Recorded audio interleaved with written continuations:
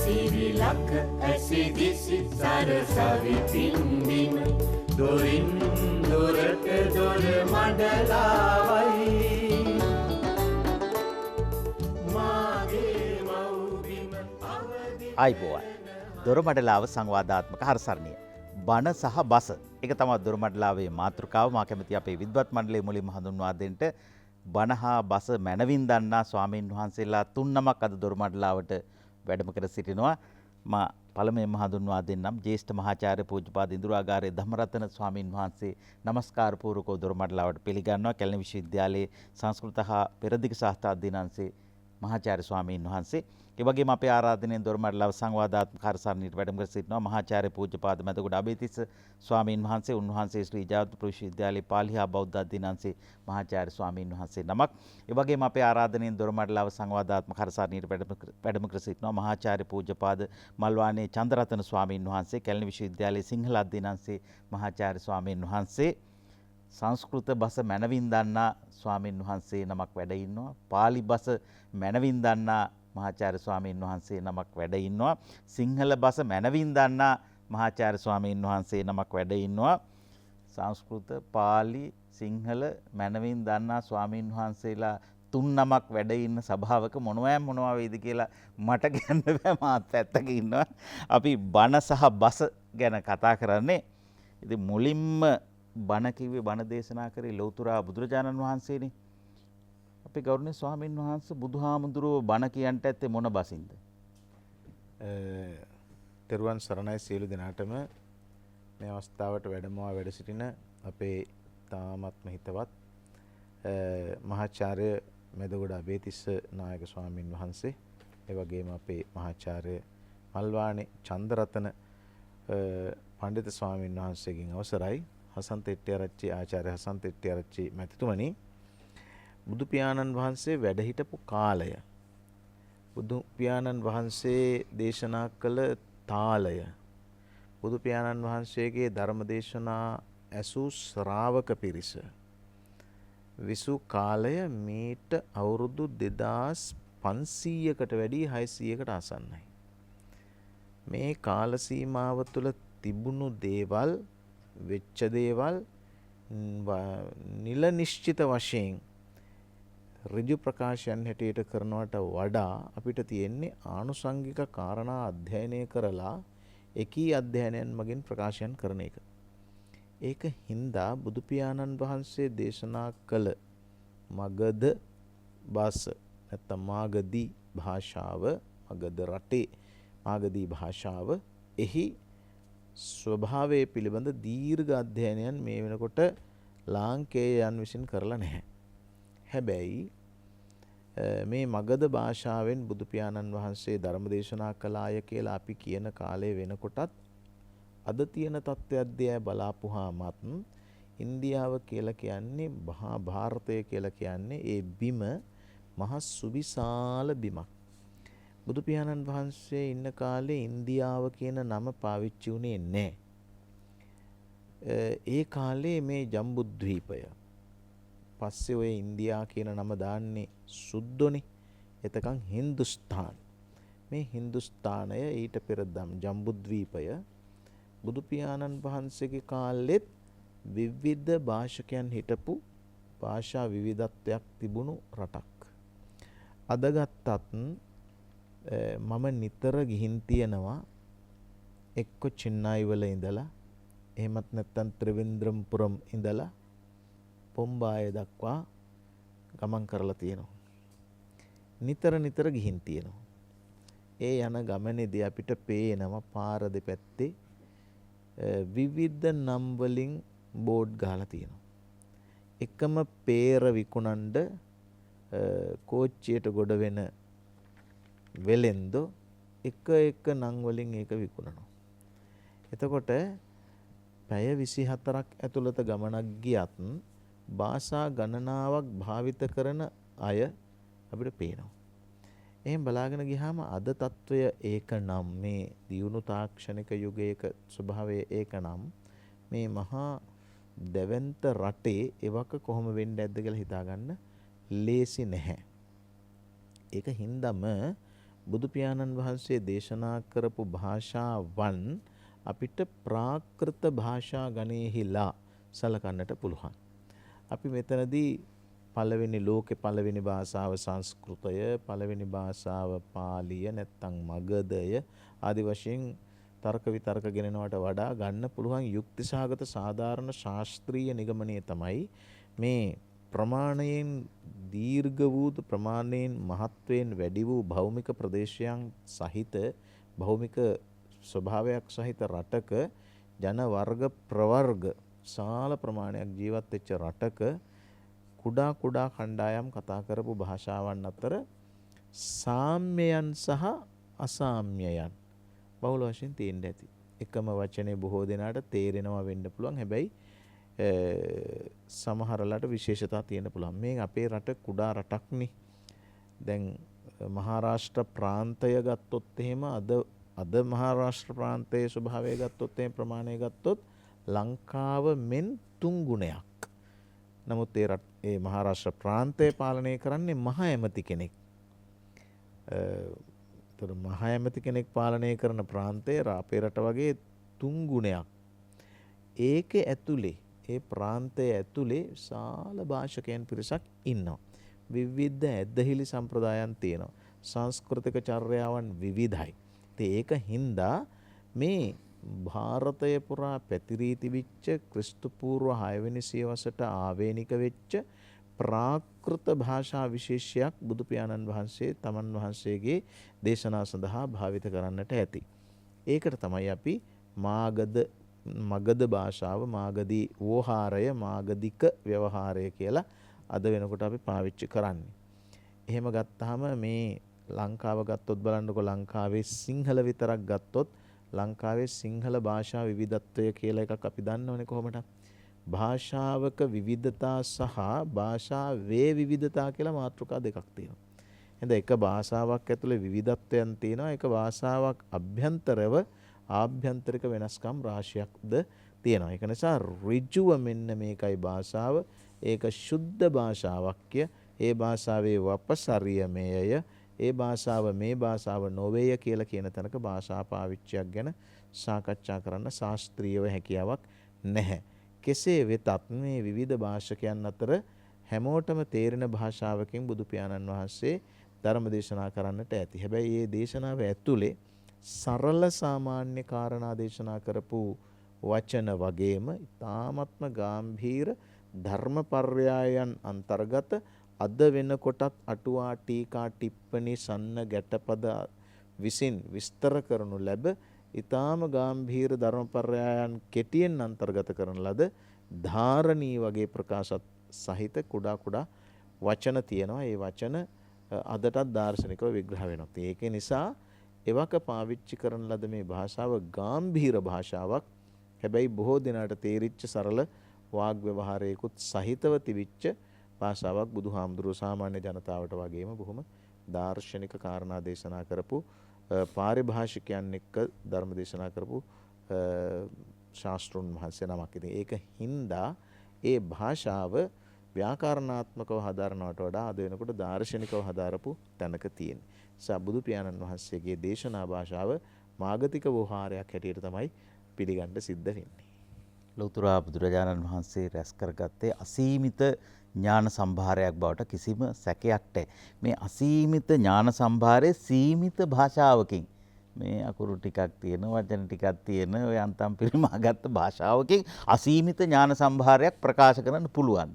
ඒක අපි වෙනම කතා කරන්න ඕනේ මොන භාෂාවෙන් දේශනා කළත් අපේ හැමදෙරේ බෞද්ධ ඉතිහාසයේ බෞද්ධ සාහිත්‍ය විමසා බලනකොට නිකන් ඔය ගමේ ඉන්න අය, ඔය පාරේ යන අය, ඔය මේ ගොවිතැන් කරන අය, මේ සමහර විටක මේ ගෙවිලියෝ ඒ වගේ අයත් මේ මාර්ගඵල ලැබලා තියෙනවා. එක වචනයක් දෙකක් අහලා පොඩි පාඩයක් අහලා මේ බොහොම මේ එහෙම කොහොමද වැටහීමක් ලැබිලා මාර්ගම සෝවාන් ඵලයටපත් උනාය කියලා මේ සාහිත්‍යයේ තියෙන දේවල් ඇත්තනම් ඉතා ඉක්මනින් අවබෝධ කර ගැනීම හැකියාවක් තිබිලා තියෙනවා. මේක සිද්ධ වුණේ කොහොමද? අපේ ගෞරවනීය ස්වාමීන් වහන්සේ. ගෞරවාර්හ අපේ මහාචාර්ය නායක ස්වාමීන්ද්‍රයන් වහන්සේලා දෙපළගෙන් අවසරයි. අපේ ආචාර්ය හසන්ත හෙට්ටිආරච්චි මැතිතුමනි, කාරුණික පින්වත්නි, අද අපි සාකච්ඡා කරන මේ මාතෘකාවට ඉතාමත්ම අවශ්‍ය කරන ප්‍රවේශයක් අපේ ඉන්දුරාගාරයේ පණ්ඩිත හාමුදුරුවෝ ලබා දුන්නා. එතනදී උන්වහන්සේ කියපු කාරණාවට තවදුරටත් යම් අදහසක් ඉදිරිපත් කරගෙන අසන්ත මහත්තයාගේ ප්‍රශ්නෙත් එක්ක මම එකතු වෙන්නම්. දැන් අසන්ත මහත්තයා දැන් මේකේ දැන් ඔය බුදුහාමුදුරුවෝ දේශනා කරපු භාෂාව මොකක්ද කියන කාරණාව ඇහුවනේ. දැන් මේ සම්බන්ධයෙන් කතා කරද්දී අපිට පේනවා බුද්ධ පරිනිර්වාණයෙන් 3 මාසයකට පස්සේ එදා මහා කාශ්‍යප මහරහතන් වහන්සේ තවත් භික්ෂුන් වහන්සේලා 500 නමක් සම්බන්ධ කරගෙන ප්‍රථම ධර්ම සංගායනාව සිද්ධ කරනවා. ඒ වෙලාවේදී බුදුහාමුදුරු දේශනා කරපු ධර්මය කොටස සංගායනා කරන්න ආනන්ද හාමුදුරුවොත් උන්වහන්සේ ආනන්ද මහරහතන් වහන්සේ ඒ වෙනකොට ඒ වගේම විනය කොටසට උපාලි මහරහතන් වහන්සේ හිටියේ. එතකොට උන්වහන්සේලා බුද්ධ පරිනිර්වාණයෙන් පස්සේ බුදු සිරුර දැල්වූ චිතකේ රස්නේ යන්නත් කලින් තමයි මේ සංගායනාව කරන්නේ. එතකොට මේ අවස්ථාව වෙන විට එදා වැඩ සිටිය හාමුදුරුවරු සියලුම දෙනා උන්වහන්සේලාගේ සමස්තය, ඒ කියන්නේ පුරාණ හාමුදුරුවෝ වගේ බොහොම හාමුදුරු කීප නමක් අපි බුදුහාමුදුරන්ගෙන් අහගත්තු දේ අපි අහගන්නම් ඔබ වහන්සේලා සංගායනාව කරගන්න කියලා වගේ කීප අයත් හිටියා. හැබැයි සමස්තය ගත්තොත් එහෙම මේ සංගායනාවට එකඟව තමයි කටයුතු කළේ. ඒ නිසා බුද්ධ දේශනාව යම් කිසි භාෂාවකට පරිවර්තනය කිරීමට කිසිසේත්ම හැකියාවක් ලැබුණේ නැහැ. මොකද බුදුහාමුදුරන්ගෙන් බණ අහපු ජීවමාන අවදී වැඩ සිටිය හාමුදුරුවෝ තමයි මේ සංගායනාව සිද්ධ කළ ධර්මයේ ක්‍රමානුකූලව හරියට නිකන් විසිරිච්ච මල් ගොඩක් එකට තියලා අමුණලා ගත්තා වගේ. ඒකෙදි දැන් අපි ගත්තොත් එහෙම මේක හරි ලස්සන පිළිවෙලකට කළා කියන එකත් අපි තේරුම් ගන්න ඕනේ. ඒකෙදි ගත්තොත් එහෙම අපි මුලින්ම විනය සූත්‍ර ටිකනේ. ධම්මංච විනයංච සංගායයාම කියලා කිව්වේ ධර්මයයි විනයයි සංගායනා කරනවා කියලානේ. එතකොට ධර්මය කියලා කිව්වේ මොනවද? මේකෙදි සඳහන් කරන්නේ දීඝනිකාය. දීඝනිකාය කියන්නේ දීඝ ප්‍රමාණ සුත්තංකිත වරස්ස දීඝනිකායෝ. දීර්ඝ ප්‍රමාණයේ සූත්‍ර අන්තර්ගත කොටස තමයි දීඝනිකාය කියලා කියන්නේ. දීඝනිකායේ සූත්‍ර තියෙනවා 34ක්. චතුත්තිංසේව සුත්තන්තා තිවග්ගෝ යස්ස සංඝහෝ ඒස දීඝනිකායෝති පඨමෝ අනුලෝමිකෝ. සූත්‍ර 34යි. වර්ග 3 සීලකන්ද වර්ග මහා වර්ග පාටික වගේ සියල්ලම හරි විදිහට එකට ක්‍රමානුකූල කරලා ඒ වර්ග 3 තියෙන ගාථා මේ සූත්‍රවල නම් අගට ගාථාවක් පබැඳලා අගට තියලා ඒකට කියන තස්සුද්දානං කියලා. ඒ විදිහට හොඳටම එක සූත්‍රයක්වත් බැහැර වෙන්නේ නැති වෙන්නේ. අලුතෙන් එක සූත්‍රයක්වත් අනවශ්‍ය දෙයක් එකතු කරන්න බැරි වෙන විදිහට ඉතාමත් වලින් සකස් වුණා. ඒ පළවෙනි නිකාය දීඝ නිකාය. මජ්ක්‍ධිම නිකාය ගත්තොත් එහෙම මජ්ක්‍ධිම ප්‍රමාණ සුත්තංකිත වරස්ස මජ්ක්‍ධිම නිකාය මධ්‍යම ප්‍රමාණයේ සූත්‍ර. ඒකේ තියෙනවා සූත්‍ර 152ක්. දියඩ්ඩ සත සුත්තානි ද්වේච සුත්තානි යත්තසෝ නිකායෝ මජ්ක්‍ධිමෝ පංච දසවග්ග පරිග්‍රහෝ නේද පඬිතුමනි. ඒ කියන්නේ සූත්‍ර 152ක්. මේ මූල පණ්ණාසක මජ්ක්‍ධිම පණ්ණාසක උපරි පණ්ණාසක. මේ සියල්ලම වර්ග හැටියට බෙදලා ක්‍රමානුකූලව මේ සූත්‍ර එකලස් කරලා එකක්වත් බැහැර නොවෙන්න එකක්වත් ඇතුල් නොවෙන්න අලුතෙන් සකස් කළා. සංයුත්ත නිකායේ සූත්‍ර 7762ක්. සත්ත සුත්ත සහස්සානි සත්ත සුත්ත සතානිච දේශට්ටිචේ සුත්තන්ත උත්තා සංයුත්ත සංඝහෝ. සූත්‍ර 7762ක්. ඒක ක්‍රමානුකූලව යක්ක සංයුත්ත, දේවපුත්ත සංයුත්ත, දේවතා සංයුත්ත, බ්‍රාහ්මණ සංයුත්ත, රාජ ඒ විදිහට ඔක්කොම ඒ සංයුත්ත ක්‍රමානුකූල කරලා අග හැම චැප්ටර් එකක් අගටම පරිච්ඡේදයක් අගටම ඒ සියලුම සූත්‍ර එකට පෙළ ගස්සලා ගාථා හරි ගස්සලා තියෙන එකක්වත් පිට යන්නේ නැත්නම් එකක්වත් අඩු වෙන්නේ නැත්නම්. මොකද ගාථාවකින් කිව්වෙන් පස්සේ නිකන් කිව්වා වගේ නෙමෙයි. මොකද ඒක බැහැර කරන්න බෑනේ ඡන්දසකට අනුවනේ මීටර එකක් තියෙනවනේ.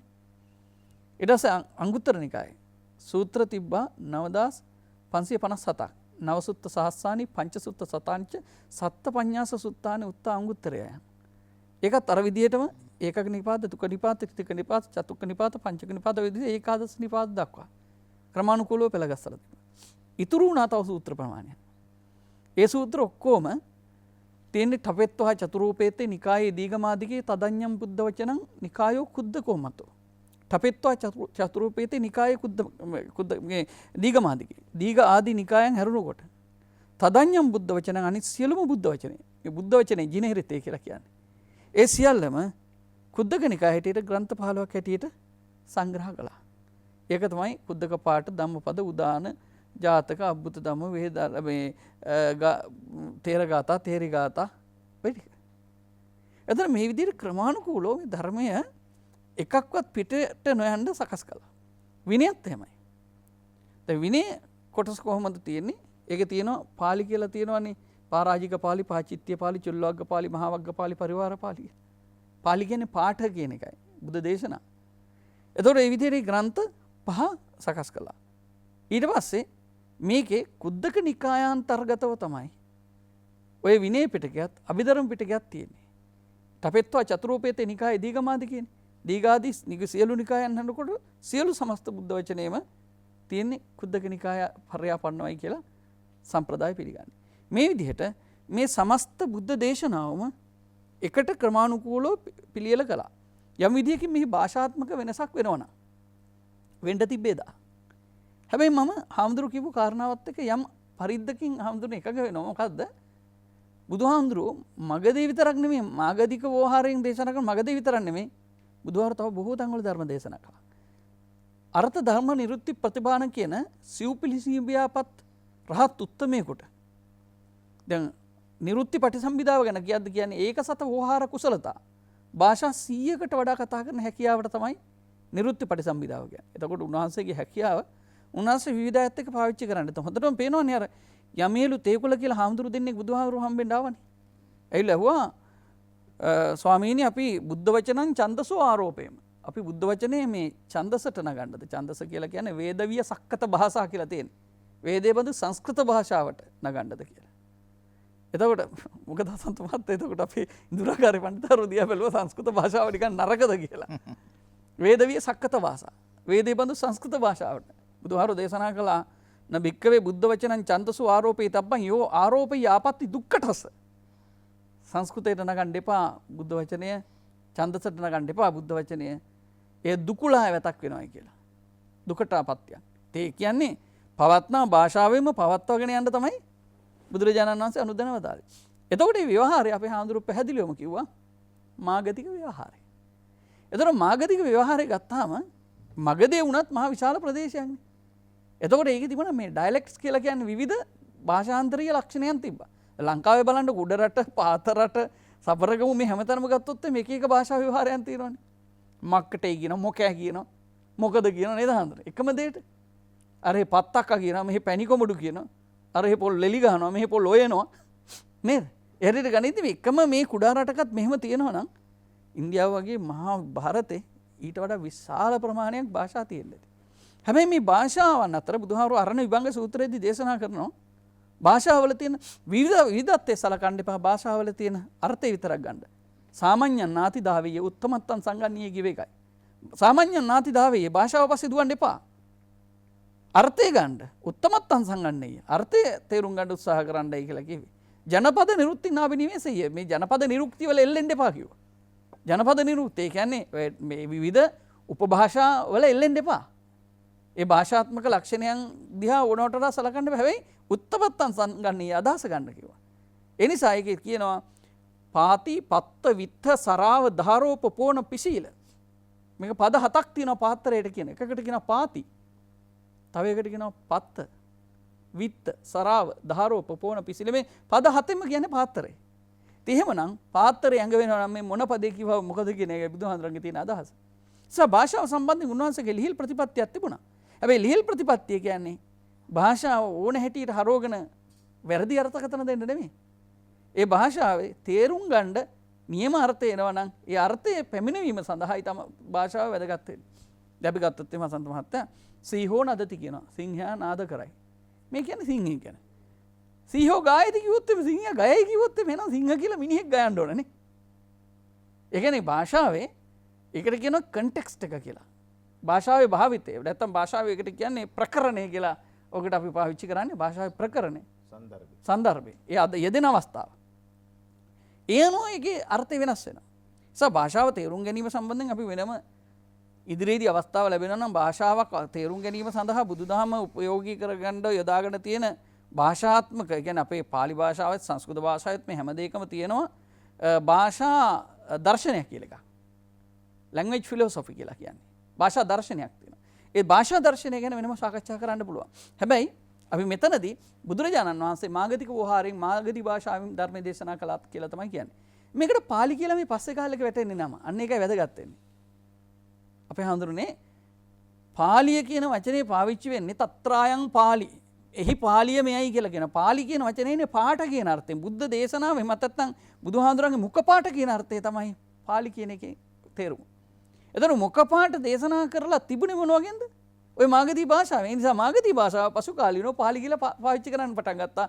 ඒ මුඛපාඨය දේශනා කරපු පාලියෙන් එහෙම නැත්නම් පාලිය තිබිච්ච මාගධියෙන් තිබිච්ච අටුවා ටීකා ප්‍රකරණ මේ සියල්ලමත් ඊට පස්සේ පාවිච්චි කරන්න ගත්තා පාලි කියලා.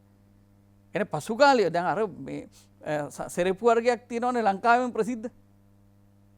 අපි කවුරුත් කියන්නේ මේ අහවල් සෙරෙප්පුව කියලා කියන්නේ ඉස්සර කිව්වර මොකද්ද මේ හෑන්ඩ්ෆෝන් එකට කියන්නේ සෙල්ටෙල් එක කියලා.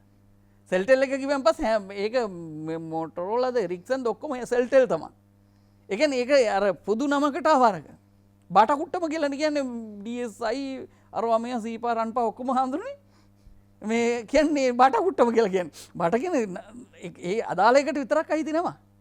හැබැයි උනාට ඒක පාවිච්චි වෙනවා නිත්‍යවටත්. මොකද හේතුව ඒ වගේ පාලි භාෂාවත් භාෂාවක් බවට ව්‍යවහාර වෙන්න ගත්තේ අත්තම පාලියනේ මේ භාෂාව මාගදී. සා මාගදී මූල භාෂා නරායා ආදී කප්පිකා. බ්‍රාහ්මනා චස්සුතාලාපා සම්බුද්ධා චාපි භාසරේ. සා මාගදී මූල භාෂා.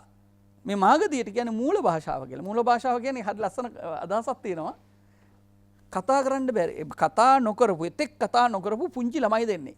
භාෂක සමාජයකට මුසුන වෙච්ච ළමයි දෙන්නේ. අම්මා තාත්තගේ භාෂාව ඉගෙන ගන්න කලින් ඒ දෙන්න වෙනම කරලා හදනවා.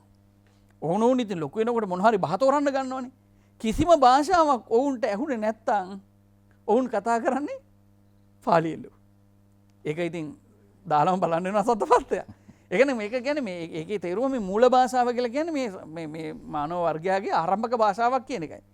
මේ ගැන ඉතින් මේ ප්‍රකෘති ප්‍රාකෘතක් කියලා තව අනිත් හැමෝම තමන්ගේ භාෂාව තමයි මූල භාෂාව කියලා කියන්න හදන්නේ. එසයි මේ භාෂා සම්බන්ධ වුණත් ඒවට ආදානග්‍රාහීත්ව ගත්තු මතවාද තියෙනවා. මේක බුද්ධ මතයක් නෙවෙයිනේ. සමාගදී මූල භාෂා කියන එක හඳුරු ව්‍යාකරණ මතයක්නේ. නරායා යাদি කප්පික අතීත මිනිසුත් කතා කරලා තියෙන මේකෙන් බ්‍රහ්මානා චස්සුතාලාපා. බ්‍රහ්මයොත් කතා කරේ මේකෙන්ලු සම්බුද්ධාචාපි භාෂාවේ බුදුවරු කතා කරන්නේ මේ භාෂාවෙන්ලු. ඒ නිසා මේ පාලි භාෂාවේ මේ වගේ ඓතිහාසික බවක් සහ අර්ථ වැහෙන ගතියක් ස්වරූපයක් තියෙනවා. ඒ ගැන අපි ඉස්සරහට තවදුරටත් කතා කරන්න පුළුවන්. දැන් හසන්ත මහත්තයාගේ ප්‍රශ්නේ උත්තරේ. බුදුහාරු දේශනා කරද්දී මේ දේශනා කරද්දී පද දෙක තුන අහනකොට රහත් වෙනවා. දැන් බලන්නකො දාරුචීරිය. දාරුචීරිය බුදුහාරු පස්සේ යනවා පිණ්ඩපාත යද්දී. ස්වාමීනි මට බණ ටිකක් කියන්න කියනවා. බුදුහාරු කියනවා මේ අකාලෝ යන් දාරුචීරිය පින්නාය පවිට්ටම්මා. දාරුචීරිය මේ බණ කියන වෙලාවක් නෙමෙයි පිණ්ඩපාත යන වෙලාවක්. මේ මොහොත ආයි පස්සෙන් එනවා කියලා කියනවා ස්වාමීනි මට බණ ටිකක් කියන්න. අකාලෝ යන් දාරුචීරිය පින්නාය පවිට්ටම්මා. මේ දාරුචීරිය පිණ්ඩපාත යන වෙලාව මේ බණ කියන වෙලාවක් නෙමෙයි කිව්වා. තුන්වෙනි පාරටත් ඇවිල්ලා කියද්දි බුදුහාරු බලනවා මේ මිනිහට මොකද්ද මේ තරම් තියෙන තදියම බණ අහන්න කියලා. බලනකොට මොහොතකින් මැරෙන්න ඉන්න කෙනෙක්. බුදුහාරු දාරුචීරියට දිත්තේ දිත්තමත්තන් සුතේ සුතමත්තන් මුතේ මුතමත්තන් විඤ්ඤාතේ විඤ්ඤාතමත්තන් කියන මේ පද හතර විතරයි කියන්නේ දාරුචීරිය රහත් වෙනවා. දැන් හසන්ත මහත්තයාගේ ප්‍රශ්නේ ඔකට කොහොමද එහෙම රහත් වෙන්නේ? ඒකට හේතුව තමයි මේ බුදු දහමේ තියෙන විශේෂත්වය ප්‍රඥාව මුහු කරවපු කෙනෙක්ට හරියට පිපෙන්න තියෙන නෙළුම් මලකට සූර්යයා උදා වෙනවා වගේ. ඒක උදා වෙනකොට මල පුප්පන්න දෙයක් නැහැ. ඒ සූර්යාලෝකෙ වැටෙද්දී මෝරපු පියුම් පිපෙනවා. ඒ නිසා යම්කිසි පුද්ගලයෙක්ට සංසාරේදී මුහු කරවලන ලද ප්‍රඥාව තියෙන කෙනෙකුට ඔකට කියන්නේ පාරමී කියලා.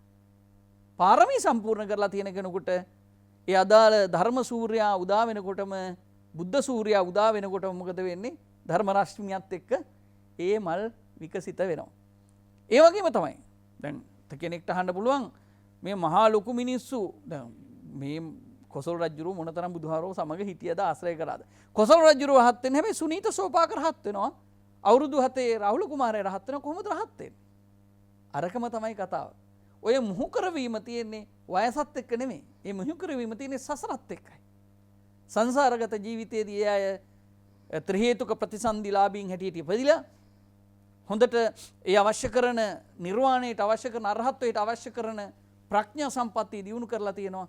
ඒගොල්ලෝ ඒ ධර්මයේ Tamanට වැටෙනකොටම ඒ ඇයට ඒ තුලින් විකසිත වෙන්න පුළුවන්කම තියෙනවා. ඒ නිසා බුදුදහම පුද්ගලයෙක් සහ සම්බන්ධයෙන් පුද්ගලයෙක්ගේ ප්‍රඥාව විකසිත වීම හා සම්බන්ධයෙන් කතා කරන්නේ මේ වර්තමානයේ ඒ අහන බණ ටිකත් එක්ක නෙමෙයි. අනිත් එක කොච්චර බණ ඇහුවත් වැඩක් නැහැ. හරියට අර්ථය තේරෙන්නේ නැත්නම් දැන් බුදුහාමුදුරුවෝ මුල්ම උන්වහන්සේගේ ශ්‍රාවකයෝ 5 දෙනාගෙන් අස්සජි හාමුදුරුවෝ පාරේ වඩිනකොට උපතිස්ස පරිබ්‍රාජකයා ඇවිල්ලා අහනවා ස්වාමීනි ඔබ වහන්සේගේ ගුරුවරයාගේ දේශනාව මොකද්ද? කිව්වා මං අලුත් පැවිද්දෙක් මට එහෙම ලොකු දේශනාවක් කරන්න බෑ කියලා. කිව්වා අප්පං වාපි බහුං වාපි කිංකාහසි ව්‍යංජනම් බහුං ස්වාමීනි ඔබ වහන්සේ ගොඩක් කිව්වත් එකයි මට ටිකක් කිව්වත් එකයි. කිංකාහසි ව්‍යංජනම් බහුං මොකටද හාමුදුරනේ වැඩි වචන කියලා? වචන නාස්ති කරන්නේ මොකටද? අත්තේන මේ මත්තෝ මට අර ඉන්න නට්ෂෙල් කියලා කියන්නේ මට නිකන් අර්ථය විතරයි ඕන මට තේරුම විතරයි ඕන මට හරියටම අර්ථය කියන්න කිව්වා. යේ ධම්මා හේතු පබවා තේසං හේතුන් තථාගතෝ ආහ. පටිච්ච සමුප්පාදේ තමයි තථාගතයන් වහන්සේගේ දේශනාව කියලා. ඒ ගාථාව දේශනා කරන එතුමන් සෝවාන් ඵලයටපත් වෙනවා වෙලාවයි. ඒ නිසා ඒ ධර්මයේ අවබෝධ කරනවයි කියන එක හසන්ත මහත්තයා ඊටාමත් හොඳට දියුණු කරපු පුරුදු පුහුණු කරපු. ඒකට කියන්නේ අර යානි කතා වත්තු කතා ಪರಿචිතා සුසමාරද්දා කියලා කියන්නේ. ඒ කියන්නේ සසරදී හොඳට මේ අපි කියන්නේ ටියුන් කරනවායි කියලා. මක සුසර කරනවා කියලානේ කියන්නේ. ඒ හොඳට සුසර කරපු ප්‍රඥාවකට ඊටා පහසුවෙන් ධර්ම අවබෝධය වෙනවා. ඒකට ගොඩාක් බණ අහන්න ඕන කමක් නැහැ. ධර්ම අවබෝධය කියලා කියන්නේ මේ භාෂාමය ප්‍රශ්නයක්ද එහෙම නැත්නම් වෙන දෙයක්ද කියලා අපි ඒක කතා කරන්න ඕන. කොහොම නමුත් අපේ විෂය පැත්තෙන් ගත්තාම ලෝකේ විශිෂ්ටතම sannivedakaya හැටියට අපි සලකන්නේ ලෞතර බුදුරජාණන් වහන්සේ. උන්වහන්සේගේ දේශනා ශෛලිය, උන්වහන්සේගේ බණ දේශනා කිරීමේ තියෙන sannivedana ලක්ෂණ ඒවා අදත් අපට ඉගෙනගෙන ඉවර කරන්න බැරි තරමේ වටිනා ලක්ෂණ ගණනාවක් තියෙනවා.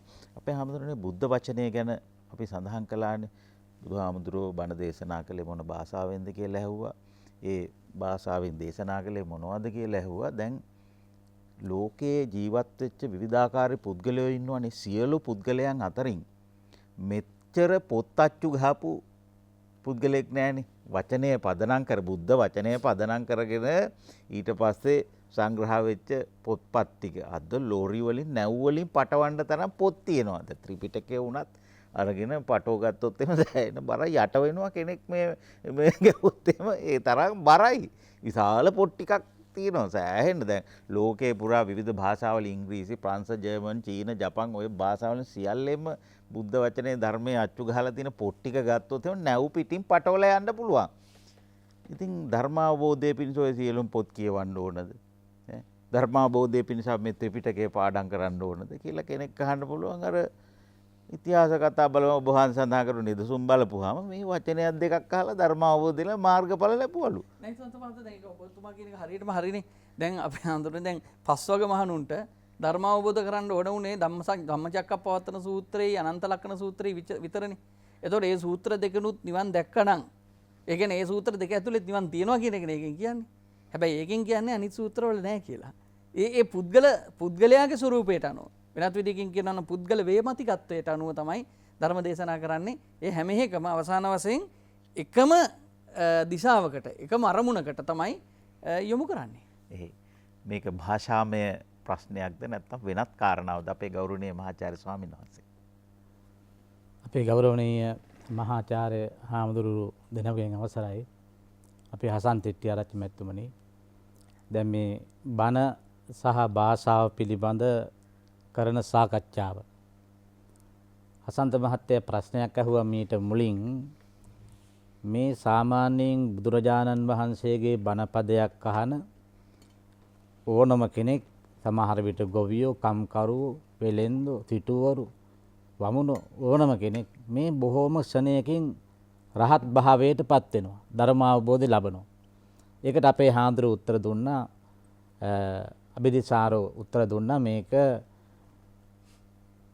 ප්‍රඥාව මොහුකුරාගේ උදවියට අර බුදුහාරමරි සූර්යා උදාවීමෙන් ඒ ප්‍රඥාව නැමැති කුමුදු කකුල විකසිත වෙනවයි කියලා. ඒක හරි. දැන් මට ඔය සම්බන්ධව හිතන වෙනත් කාරණාවක් තිබෙනවා. ඇයි බුදුහාරුවන්ගේ මේ දේශනාව මේ තරම් ඉක්මනින් කොහොමද මේ ශ්‍රාවකයා වටහා ගත්තේ කියලා. ප්‍රඥාව තමයි මූලිකම හේතුව. බුදුහාමුදුරුවෝ බුද්ධත්වය මේ උත්පත්තිය ලබන්න කාලය, දීපය, දේශය, කුලය, මව කියලා පස්මහා බැලුම් බැලුවා කියලා අපි අහලා තියෙනවා. මට සමහර විටක හිතෙනවා ඔය කාලය, දීපය, දේශය, කුලය, මව කියලා කියන කාරණා පහෙන් කුලය කියලා බැලුවීමේ ශාස්ත්‍රීය, වෛශ්‍ය, ශුද්‍ර කියන මේ සමාජයේ කුල නෙවෙයි. මේ බැලුවේ තමන්ගේ ඥාතීන් ටික ඉන්නේ කොහෙද කියලා. ඥාතිත්වයේ තිබෙන නෑදෑයෝ සසර එකට ආපු උදවිය කොහෙද ඉන්නේ කියලා මේ බැලුවේ. එහෙම බලනකොට දකිනවා මේ ಭಾರತයේ ගයාව මුල් කොට ගත්ත මේ මධ්‍ය ප්‍රදේශය ඇසුරු කොට ගත්ත මේ ප්‍රදේශ තමයි බුදුහාමුදුරුවෝ සංසාරේ සාරා සංඛ්‍ය කල්පලක්ෂයක් අසංඛ්‍ය කල්පලක්ෂ 4ක් සසර ඇවිද්දා මේ මහා පරිශ්‍රණයක් කරමි. ඒ ආපු ගමනේදී තමන් සමග එකට මේ සසර ගමන සැරිසරපු සසර ගමන ආපු හැමෝම ඉන්නේ මෙන්න මේ ಭಾರතේ. සාමාන්‍ය කියමනක් තියෙනවා ජම්බුදීපේ බුද්ධ උප්පජ්ජති. බුදුවරු පහළ වෙන්නේ දඹදිවමයි කියලා. ඒ නිසා මට හිතෙනවා වර එක මේ භාෂාව යම් ප්‍රමාණයකට හේතු වුණා වගේම මේ සංසාරේ එකට ආපු මේ ඥාතිත්වය එකට ආපු ගමන හේතුපාදක වෙනවා. මොකද බුදුහාමුදුරුවෝ සසර සිද්ධාර්ථ මේ බෝධිසත්වයන් වහන්සේ ගමනේදී උන්වහන්සේ ආශ්‍රය කළ අයට තමයි ඉක්මනින් අවබෝධ කරවන්න පුළුවන්. එයා එකට මේ ධර්ම මාර්ගයේ ආපු උදවිය. දැන් හදන්ත මහත්මිය හොඳට බලන්න ජාතක කතා පොත අරගෙන බැලුවයින් පස්සේ ජාතක කතා පොතේ සමෝදානයට යන්න. සමෝදානයට ගියාම අපි හිතමු ගුත්තිල ජාතකය අපි කවුරුත් දන්න ජාතක කතාවක්. ගුත්තිල ජාතකය. මේ ගුත්තිල ජාතකයේ අවසන් වෙන්නේ සමෝදානයට ගිහිල්ලා මේ එදා මූසිල නම් ගාන්ධර්වයා අද දේවදත්ත ස්ථවිරයෝය. එදා බර්ණස් රජු අද ආනන්ද ස්ථවිරයෝය. එදා ශ්‍රක්කයෝ නම් අද අනුරුද්ධ ස්ථවිරයෝය. එදා මේ ඒ මහා ගාන්ධර්වයා ගුත්තිල ගාන්ධර්වයා එදා ගුත්තිල නම් ගාන්ධර්වයා අද බුදු වූ මම්මිය. එතකොට කොහේවත් ජාතක කතාවක 550 ජාතක කතා පොතේ කොහෙවත් ජාතක කතාවක අවසානයේ තියෙනවද එදා හිටපු එක්කෙනා අද වොන්න ඉන්නව ඇමරිකාවේ. එදා හිටපු කෙනා අද ඉන්නවනේ ජපානේ. කොහෙවත් නැහැ. බලනකොට මේ බුදුහාමුදුරු වටේට මේ අය ඉන්නවා. ඇයි එකක් අපට තේරුම් ගන්න පුළුවන් සසර එකට ආපු උදවිය එකට උපදින්නේ. පිනටත් පවටත් දෙකටම එහෙමයි. පින් කරගෙන ආපු උදවියට ඒ අසුරු කළ උදවියට ඒවා විපාක දෙන්න ඕන. ඒ නිසා ඒ උදවියකට ගිහිලා උපදින්න. පව් කළොත් ඒවට සම්බන්ධ වුණා නම් ඒ ඈත් ගිලයකට උපදින්නේ වෙන කෙනෙක් කරන්නේ වරද අනික් අයටත් ඒකට පැටලෙනවා. ඒක නිසා මට සාමාන්‍යයෙන් හිතලා තියෙනවා මේ කුලය කියලා බුදුහාමුදුරුවෝ උපදින්න ඉස්සරලා මේ පස්මහ බැලුම් බලපු මේ කාරණා අතර එකක් තමයි තමන්ගේ ඥාතිවරු ටික කොහෙද ඉන්නේ ගමනේ ඒ අයටයි මේ ධර්මය අවබෝධ කරගන්න ලේසි. ඒ අය ඉක්මනින් අවබෝධ කරගන්නේ. ඒ අයට අවබෝධ කරවන්නත් ඕන සසර ගමන ඥාතීන්ට. අනික අප මේ කතා කරන්නේ බණ සහ බස ගැන. බණ සහ බස. දැන් අපේ හාමුදුරුවරු බොහොම පැහැදිලි කළා. නිරවුල්ව බුදුරජාණන් වහන්සේ දේශනා කළ භාෂා කුමක්ද කියලා. ඒ භාෂාවේ ස්වභාවය කුමක්ද කියලා ඒ සම්බන්ධව දේශනා කළා. දැන් මම හුඟක් කතා කරන්නේ සිංහල භාෂාව සම්බන්ධ කරගෙන. පාලි ධම්මං දේශේති කියලා කියනවා. පාලි භාෂාවේ. අපිට සිංහලට කියන්නේ අපි බණ කියනවා කියලා. බණ සහ බස. මේ බණ කියන වචනය පාලි භාෂාවේ ඉඳලා තියෙන්නේ බණති කතා කරයි. බණති දේශනා කරයි. සිංහලට බණනවා. එතකොට බණමඩුව කියන්නේ දේශනා කරන ශාලාවට. එහෙමනම් මේ බුදුහාමුදුරුවෝ දේශනා කොට වදාළ දහම හාමුදුරුවරු දේශනා කරනකොට බණ කියනවා කියලා කියන්නේ ඇයි? බණත කියන්නේ කතා කරනවට. හසන්ත මහත්මයා මිනිස්සුන්ට කතා කරන්න පුළුවන්. හැබැයි මොනවද මිනිස්සු කතා කරන්නේ? හොඳ දේවල්. මිනිස්සු වෙලා උපදින්නේ සංසාරේ හුඟක් පින් කරලා. ඒ මිනිස්සුන්ට කතා කරන්න අයිතියක් තිබෙනවා, කතා කරන්න පුළුවන්. හැබැයි මිනිස්සුන්ට කතා කරන්න පුළුවන් මොනවද? හොඳ දේවල්. ඒ නිසා බණති කියලා බණ කියනවටත් වචනයක් විදලා තියෙනවා හොඳ දේවල් කතා කරන නිසා. බණ කියනවට. ඒ නිසා ධර්මදේශනා කිරීම බණ කියනවා කියලා කියන එක අර මිනිස්සුන්ගේ මුවින් පිට වෙන්න ඕන හොඳ දේවල් ඒ හොඳ වචන කතා කරන එක. හැබැයි අද මෙහෙම ප්‍රශ්නකුත් තියෙනවා භාෂාව ගැන කතා කරනකොට. ඒ භාෂාවේ වචන අද ඒ බණති කියන්නේ කතා කරන හොඳ දේවල් කියනවා. පස්සේ බණ කියනවත් කියලා කියනවා. හැබැයි අද ඒ වචනේ බනිනවා කියලා වෙනත් අර්ථයකට ගිහිල්ලක් තියෙනවා. ඒ භාෂාවේ වචන සංස්කෘතික අර්ථයට හානි වෙලා හාත්පසින් විරුද්ධ අර්ථයට ගිහිල්ලා තියෙනවා. දැන් අරහං කියන වචනේ ගත්තොත් එහෙම බුදුහාරවන්ගේ අරහං කියලා කියන්නේ බුදුහාරවන්ගේ උතුම් ගුණයකින් අරහං කියලා කියන්නේ. රහසත් පවුනකොට කෙලෙසර යනු දුරු කොට නිසි ඌයෙන් පුදට අරහයයි නම කීති මුනිදුට. එහෙමයි තියෙන්නේ. මේවා කතා කරන්නේ හොඳද කියලා මම දන්නෙත් නැහැ. අරහං කියන වචනේ සමහර අය මේ මට ඒක අරහං කියලා එපා වුණා කියලා කියන්නේ අර සම්පූර්ණ සංස්කෘතික අර්ථය විනාශ කරලා තියෙනවා. එහෙම භාෂාවේ වචන පෙරලෙනවා. ඒ නිසා බණති කියන්නේ කතා කරනවට හොඳ දේවල් කියනවට බණ කියනවට ඒ වචනේ බනිනවයි කියලා වචනයකටත් ඇවිල්ලා තියෙනවා. කොහොම හරි බුදුරජාණන් වහන්සේගේ මේ දහම අපේ හාමුදුරුවෝ කතා කළා පාලි භාෂාවේ තියෙනවා. සංස්කෘත භාෂාවෙත් තිබෙනවා. ඒ බණ. හැබැයි මේ මානව හදවත්වලට එහෙම නැත්නම් බුදුහාරංග බණ මේ තරම් සමීප කරගන්න. මේ තරම් බණට ලෙන්ගතු වෙන්න. මේ තරම් බණට ආදරය කරන්න. මේ තරම් බණට ලං වෙන්න. මේ සිංහල භාෂාව තරම් භාෂාවක් තියෙනවද කියලාත් මට හිතෙනවා. ඒ හාමුදුරුවෝ එකට විරුද්ධ වෙන්නේ නැහැ. මේ සිංහල භාෂාව තරම් භාෂාවක් බුදුබණ විස්තර කරන්න. බුදුබණ කියන්න. මේ තරම් භාෂාවක් තියෙනවද ලෝකේ කියලා.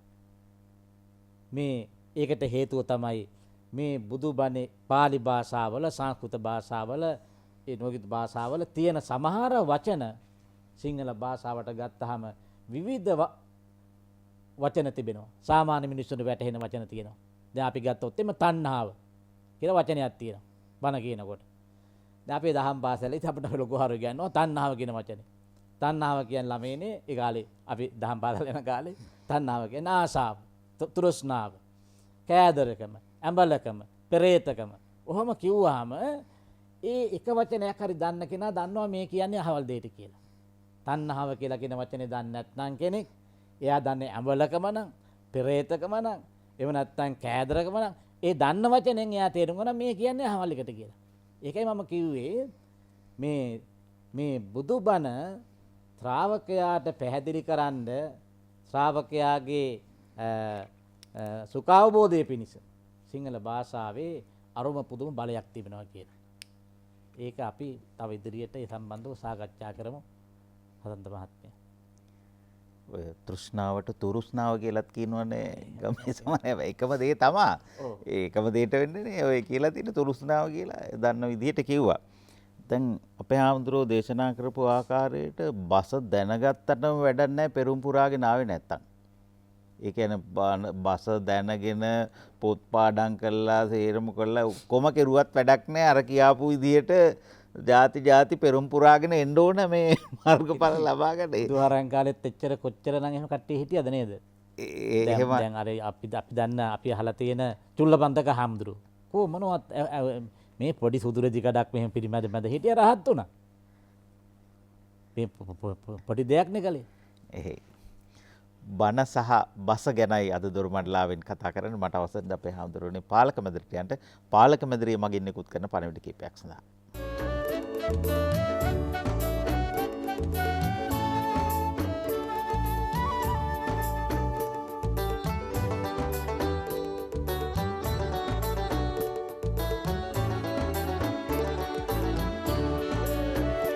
සිරිලක ඇසිදිසි සරසවි පින්බිම දොරින් දොරට දොර මඩලාවයි බණ සහ බස ඒක තමයි දොරමඩලාවේ මාතෘකාව. අපේ ගෞරවනීය ස්වාමීන් වහන්සේ වසන්ත මහත්තයා, භාෂාවක් එක විදිහකට තියෙන්නේ නැහැ. භාෂාව ගඟක් වගේ ගලාගෙන යන එකක්. මේ භාෂාවක පරිණාමීය විපරිණාමීය ලක්ෂණ මහත් රාශියක් තියෙනවා. මේ විපරිණාමීය ලක්ෂණ නිසා භාෂාවක සුද්ධවන්තභාවය රැකෙන්නේ නැහැ. දැන් බණ කියනකොට පාවිච්චි කරන හා පාවිච්චි කරන්න ඕන කරන භාෂා භාවිතයන් පිළිබඳ සාකච්ඡාවක් තියෙනවා. දැන් භාෂා ගත්තහම එක විදිහකට තියෙන්නේ මම ඒක කිව්වා. මම සිංහලෙන් ඔබතුමාට වාක්‍යයක් කියනවා. බණ වාක්‍යයක්. සිංහල භාෂාවෙන්. ජර ඩවින්න විය මුවෙන් සිපා රැහැවුරා තුනු කෙහට මරහට නොදෙන තෙක් සුසිරි පිරුව යෙහෙ. කියපුවාම හසන්ත මහත්තයා මෙහෙම කරන්නෙත් නෑ මෙහෙම කරන්නෙත් නෑ. ඒක සිංහල. හැබැයි සිදත් සංගරාවට උද්දෘත කරගත්ත ප්‍රකාශයක්. එතකොට ඒක සිංහලද? ඔව්. සිංහලයන්ට තේරෙනවද? නෑ. ආන් ඒ වගේ භාෂාවක් එදා තිබුණු භාෂාව නෙමෙයි අද තියෙන භාෂාව.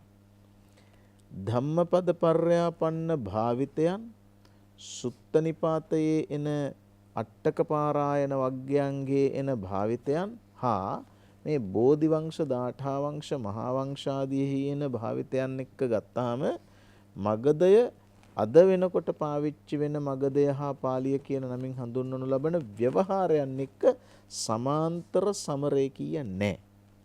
මම කියන්න හදන්නේ අපේ මෙදගොඩ අබේතිස්ස මහාචාර්ය හාමුදුරුවෝ වචනයක් පාවිච්චි කරන්නේ ඩයලෙක්ට්ස් කියලා. ඒ කියන්නේ උපභාෂා ලක්ෂණ තියෙනවා භාෂාවක. මේ උපභාෂා ලක්ෂණ අතර සමහර උපභාෂා ලක්ෂණයක් තමයි ප්‍රාදේශීය භාෂා. එතකොට ප්‍රාදේශීය භාෂා කියලා ලංකාවේ ගත්තොත් එහෙම සබරගමුවේ භාෂාවයි පිටකොටුවේ භාෂාවයි මාතර භාෂාවයි වගේ ප්‍රදේශ වශයෙන් භාෂා. ඒ වගේම තව භාෂා විශේෂයක් තියෙනවා ප්‍රාස්තාවික භාෂා කියලා.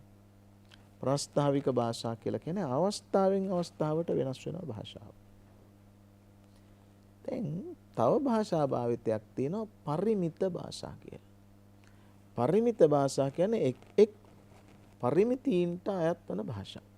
දැන් උදාහරණයක් වශයෙන් ගත්තොත් මුට්ට කරගහන එක්කෙනා පාවිච්චි කරන්නේ භාෂාවක් තමයි.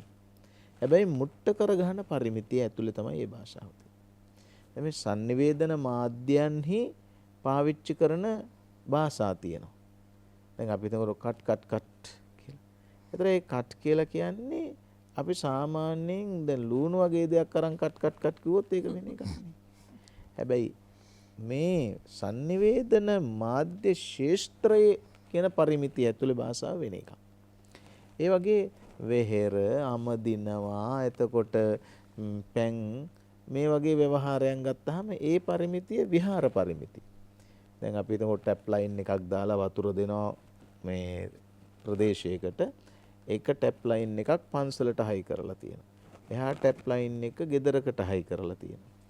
එහා පැත්තේ ගෙදරට ටැප් එකෙන් වතුර එනවා. මෙහා පැත්තේ පන්සලට ටැප් එකෙන් පැන් එනවා. හැබැයි දෙපැත්තටම ජල බිල එනවා. එතකොට පන්සලට එන එක පැන් වෙන්නේ මේ පන්සල් පරිමිතික භාෂාව. ප්‍රාස්තාවික භාෂා කියලා කියන්නේ එකම තැනක එකම පුද්ගලයන් කණ්ඩායමක් එකම වෙලාවේ භාෂා දෙකකින් කතා කරන එකට. පරිමිත ලක්ෂණ සහ ප්‍රාස්තාවික ලක්ෂණ මිශ්‍රිතයි. උදාහරණයක් වශයෙන් ගත්තොත් එහෙම එක ගෙදරක උදේට නැගිටලා කට්ටියක් කිරි බොනවා, කට්ටියක් චිච්චි බොනවා. තව කට්ටියක් කුක්කු. එතකොට එක්කෙනෙකුට බල්ලා තව එක්කෙනෙකුට බව්වා. දැන් මේ පරිමිතික ලක්ෂණ. ප්‍රාස්තාවික ලක්ෂණය කියන්නේ අවස්ථාවෙන් අවස්ථාවට. දැන් අපි මේ සාකච්ඡාව පවත්වනකොට ආචාර්ය හසන්ත හෙට්ටිආරච්චි මැතිතුමා අපේ හාමුදුරුවරු මේ කතා කරන විලාශය තියෙනවා. හැබැයි මේ ප්‍රේක්ෂකයෝ සියලු දෙනාම බොහොම සැදැහැසිතින් මේ අහන ගමන් අපි කතා කරන භාෂාවෙන්ම ගෙදර කතා කරනවා. හැබැයි ඒ ගෙදර කතා කරන භාෂාව අපි මේ කතා කරන භාෂාවට වඩා සැබවින්ම වෙනස්. ඒ පමණක් නෙමෙයි මේ ප්‍රේක්ෂක පිරිස වෙළඳ දැන්වීම් බලන වෙලාවට අපි 3-4 දෙනා කතා කරන භාෂාවත් මේ කතා කරන භාෂාවට වඩා වෙනස්. ඒකට තමයි ප්‍රස්තාව සදෘශ වාක්‍යය කියලා කියන්නේ. ප්‍රස්තාව සදෘශම් වාක්‍යම්. අවස්ථාවට උචිත විදියට කතා කරන්න ඕන. ධර්ම දේශනාවකදී පාවිච්චි කරන්නේ ආචාරශීලී වාග් ව්‍යවහාරයක්. ඒක එහෙම නොවුනොත් ඒ බණ කැතයි. බණට අදාළ ව්‍යවහාරයක් කතා කරන්න ඕන. ධර්ම දේශනා කරනකොටත් කතන්දරයක් කියනවා කියන්නේ. ඒ කතන්දරය නාට්‍යයකදී එක විලාශයක්. ටෙලි නාට්‍යයකදී තව විලාශයක්. තීටර් එකක් උඩ වෙන විලාශයක්. ගමේ අත්තා ළමයින්ට කියනකොට ඒ කතාව එක විලාශයක්. ළමයෙක් තව ළමයෙකුට කියනකොට තව විලාශයක්. කැම්පස් එකේ කොල්ලෝ දෙන්නෙක් කතා කරනකොට වෙන විලාශයක්. Facebook එකේ යන්නේ වෙන විලාශයක්. හැබැයි බණේදී යන්නේ තව විලාශයක්. එතන භාෂාව ඇතුලේ අර භාෂාවේ සමාජ විද්‍යාත්මක වටිනාකම භාෂාවේ දර්ශනය කියලා එකක් තියෙනවා. ඒතර මේ ලැන්ග්වේජ් ෆිලොසොෆි එක. ඒක හින්දා ප්‍රාස්තාවික භාෂා ව්‍යවහාරයක් ඕනේ ධර්මදේශනාවකට ගන්න. බණ සහ ධර්මදේශනාව කියලා කියන්නේත් බලාපුවාම එකම නෙමෙයි. ඒක පොඩ්ඩක් වෙනස්. ඉතින් ඒක නිසා බණක් අහනකොට බොහෝ ශ්‍රාවකයෝ ධර්මදේශනාවේ අන්තර්ගතයටත් වඩා ධර්මදේශනාවක එන ධර්මදේශනා විලාශයට කැමති. ඒ හින්දානේ කවි බණ ආකර්ශනීය වෙන්නේ. ඒතර කවියෙන් බණ කියනකොට ඒ බණ ආකර්ශනීයයි. ගාම්භීර ධර්මපර්යායන් කතා කරන පාරිභාෂික වචන වැඩියෙන් තියෙන බණ තේරෙන්නේ නැති හින්දා හොඳයි කියලා කියන පිරිසක් ඉන්නවා. හැබැයි තේරෙන්නේ නැහැ. හැබැයි තව පිරිසක් ඉන්නවා ධර්මදේශනාවේ ධර්ම ගෞරවය කෙලෙසන ආකාරයට ධර්මදේශනා කරනවා.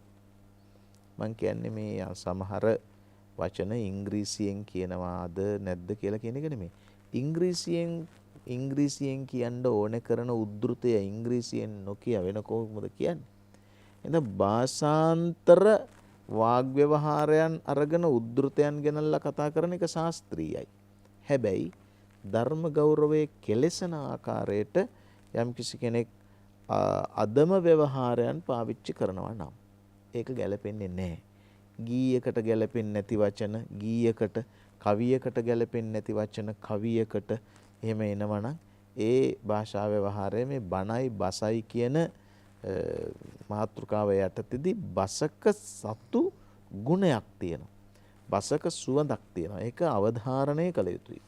මට මතකයි අපි කුඩාම කාලෙත් නෙමෙයි සාමාන්‍ය පෙළ ප්‍රාචීන ප්‍රාරම්භ වගේ කාලවලදී අපේ ගුරුවරු අපිට කිව්වා පත්තර කියවන්න. කතු වැකිය කියවන්න. අහවල් හාමුදුරුවරුන්ගේ බණ අහන්න. ඒ කාලේ රූපවාහිනී තිබුණේ නැහැ. ශ්‍රී ලංකා ගුවන්විදුලි සංස්ථාව තමයි තිබුණේ. ආන්ගේ ශ්‍රී ලංකා ගුවන්විදුලි සංස්ථාවේ ප්‍රවෘත්ති අහන්න. ප්‍රවෘත්ති වලින් පස්සේ ඒ කාලේ තිබුණා මොකද්ද වැඩසටහනක්. ඒක අහන්න කියලා. ඒ බසසතු ජීවය බසසතු ගුණය තිබුණා. පරණ බණ අහපුවාම ඒ බණ කියපු හාමුදුරුවරුන්ගේ භාෂා ව්‍යවහාරය හරිම ගැඹුරුයි සරලයි වගේම ධර්ම ගෞරවය රැකෙනවා. මෙතනදී මෙන්න මේ කාරණාව කියන්න ඕනේ. සම්බුද්ධත්ව ජයන්තිය බුද්ධ ජයන්තිය ආපු වෙලාවේදී 1956 බුද්ධ ජයන්තිය සමරන වෙලාවේදී යෝජනාව ඇවිදින් තියෙනවා ත්‍රිපිටකය සිංහලයට පරිවර්තනය කරන්න. ඒ වෙලාවේදී ඇත්තටම හාමුදුරුවරු ත්‍රිපිටකය සිංහලයට පරිවර්තනය කරන්න කැමති වුණේ නැහැ. මට හිතෙනවා ඒක නිකන් අර යමේලු තේකොළ භික්ෂූන් වහන්සේලාගේ ඡන්දසට ආරෝපණය කිරීම පිළිබඳ සාකච්ඡාව වෙන්නක් එදා වෙන්න ඇති කියලා. කැමති වෙලා නැහැ. කැමති උනේ නැති උනාට බල කිරීම වැඩි වුණා ත්‍රිපිටකය තේරුම් ගන්න ඕන සිංහලයට පරිවර්තනය කරන්න ඕන තේරුම් ගැනීම සඳහා ඒක නිසා සිංහලයට පරිවර්තනය කරන්නම ඕනේ කියලා. ආන් ඒ වෙලාවේදී එවකට හිටපු මහා සංඝරත්නය ඇත්තටම අභියෝගේ බාරගත්තා. බාර අරගෙන උන්වහන්සේලා මේ මණ්ඩලයටපත් වෙලා සිංහලයට ත්‍රිපිටකය පරිවර්තනය කළා. දැන් මොකද්ද උනේ? පාලි ත්‍රිපිටකය තේරෙනවා සිංහලයට පරිවර්තනය කරේපොක තේරෙන්නේ නැති මට්ටමට ආවා. ඒක කළේ හිතාමතා. ඒක පරිවර්තනය කළා තමයි. සිංහලයට තමයි. හැබැයි ඒක ධර්ම ගෞරවය ආරක්ෂා වෙන සිංහල භාෂාවකට දැම්මා. මම මේ කියන්නේ ඒ ගෞරවනීය භාවය ආරක්ෂා නොවන විදිහට ත්‍රිපිටකයේ සිංහලයට පරිවර්තනය වෙලා තියෙනවා. එතකොට ඒක සිංහලයටද? ඔව්. හැබැයි අර ගෞරවය ඉතුරුලා තියෙනවද? නෑ. මේක හසන්ත මහත්තයා රස ආහාරයක ෆොටෝ එකක් වගේ. ඒ රස ආහාරයේ ෆොටෝ එකක් ගහලා ගෙනාපුවාම ආහාරයද නෙවෙයි. නොවේද නොවේ. එහෙත් රසයද නැත, ගුණයද නැත. ආහාරයේ හැඩය ඇත. එහෙනම් ධර්ම ගෞරවය ආරක්ෂා වෙන විදිහට ඕනේ යම්කිසි ධර්ම ප්‍රකාශනයක් කරන්න. sannivedanaya කියලා කියන එක තමයි වැදගත් වෙන්නේ. ඒ sannivedanaya ආකෘතිය තමයි වැදගත් වෙන්නේ. ගීයක් ගන්නකො. අද සිංහලෙන් අද ගයන ගීයක ගුණාත්මක භාවයේ රැකෙන්න මොන තරම්නම් පද ඝටනාවක් එන්න ඕනේද? ඒක අද කතා කරන මේ පේමන්ට් භාෂාවෙන් කිව්වහම එන්නේ නැති විත්තිය පේමන්ට් භාෂාවෙන් ලියාපු සින්දු එක්ක අපිට තේරෙනවනේ. උඩඟු, ලියන්, ගොතා, බඳින, නීල වරල සරසන්නට මා පිපුණේ නැත මේ දෙරණේ. සිංහලනේ. ඒකට ආයෙත් සරයක් සිංහලෙන් තේරුමක් කියන්න පුළුවන් නේද? ඒ කියන්නේ සිංහල වලටත් සිංහල තේරුම් ලියන්න පුළුවන් නේ. එහෙනම් ඇයි විශේෂ වාග් ව්‍යවහාරයක්? ඇයි විශේෂ භාෂා ව්‍යවහාරයක්? ඒක තමයි ඒකට ආවේනික එක කියන්නේ. ඒ හින්දා සිවුරක් මහනම නම් කහ පාටකින්ම තමයි. ඒ හින්දා භාෂාවට අදාළ වාග් ව්‍යවහාර ලක්ෂණයන් තියෙනවා. වේදිකාවකදී දේශපාලකයෙක් කතා කරන විලාශය සහ විදිහ වෙනස්. ඒ කතා කරන දේශපාලකයාටම ක්‍රිකට් විචාරයක් කරන්න පුළුවන්. හැබැයි එතනදී වාග් ව්‍යවහාරයත් හඬ සහ උච්චාවචනයත් වෙනස්. ඒ තැනත්තාටම කවි බණක් කියන්න පුළුවන්. ඒ කවි බණට අදාළ ආකෘතිකමය ලය හා වචන වෙනස්. මේ කතා කරන මටම හිටගෙන ඇවිද ලෙක්චර්ස් කරන්න පුළුවන්. ඒක වෙනස්. ඒ හින්දා භාෂාව කියලා කියන්නේ ගුණය සහ රසය එක්ක ස්ථානෝචිතව පාවිච්චි කරන්න පුළුවන් වන ප්‍රාස්තාවික භාෂාව ලක්ෂණයන්ගෙන් සමන්විත භාවිතාවක්. එහෙනම් කතා කරන සියල්ලම භාෂාවම නෙවෙයි. අපේ හඳුරෝ පාලි සිංහල සිංහල පාලි ගනුදෙනුව ගැන කතා කරද්දී අපට අප හදාළ ඉතිහාසය නිවැරදි නම් හෙළ අටුවා සිංහලෙන් තිබුණු අටුවා ඊට පස්සේ පාලියෙන් අටුවා ලියවිච්ච නැද ඒ පාලි අටුවා වලට නැවත සිංහලෙන් ලියපුවා. ඒ ඉතිහාසය ගැනත් අපි කතා නොකර හිටියොත් එහෙම බස සහ බණ කියන මේ සාකච්ඡාව සම්පූර්ණ වෙන්නේ නැහැ. ඒ ටික කතා නොකර හිටියොත් එහෙම. ඒ ටික ඉඳ තියලා අද අපිට කතා කරන්න උත්සාහ කරනවා බොහෝ දෙනෙක්. ප්‍රේක්ෂකයෝ මම හිතන්නේ සෑහෙන පිරිසක් දුරකථනයෙන් අපි කීප දෙනෙකුට පවණක් අවස්ථාව සලසා දෙමු. ආයිබෝවන්. ආයිබෝවන්. කතා කරන්න. ආයිබෝවන්. මම මේ මේරීම ලෝලු අපිට තිලකරත් අතකොරාල කියලා කෙනෙක් කතා කරන්නේ. ඔව්. අපේ හාමුදුරුවෝ තුන්නමගෙන් අවසරයි ඒ වගේම හසන්ත රජතුමනි භාෂාව පිළිබඳව කතා කරනකොට දැන් අපේ හාමුදුරුවෝ කාව්‍යමය බණ පිළිබඳව කතා කරා. ඒක මම මුලින් අහන්න හිටපු ප්‍රශ්නේ ඒක දැන් ඔබ වහන්සේ අතින් කියවුණා.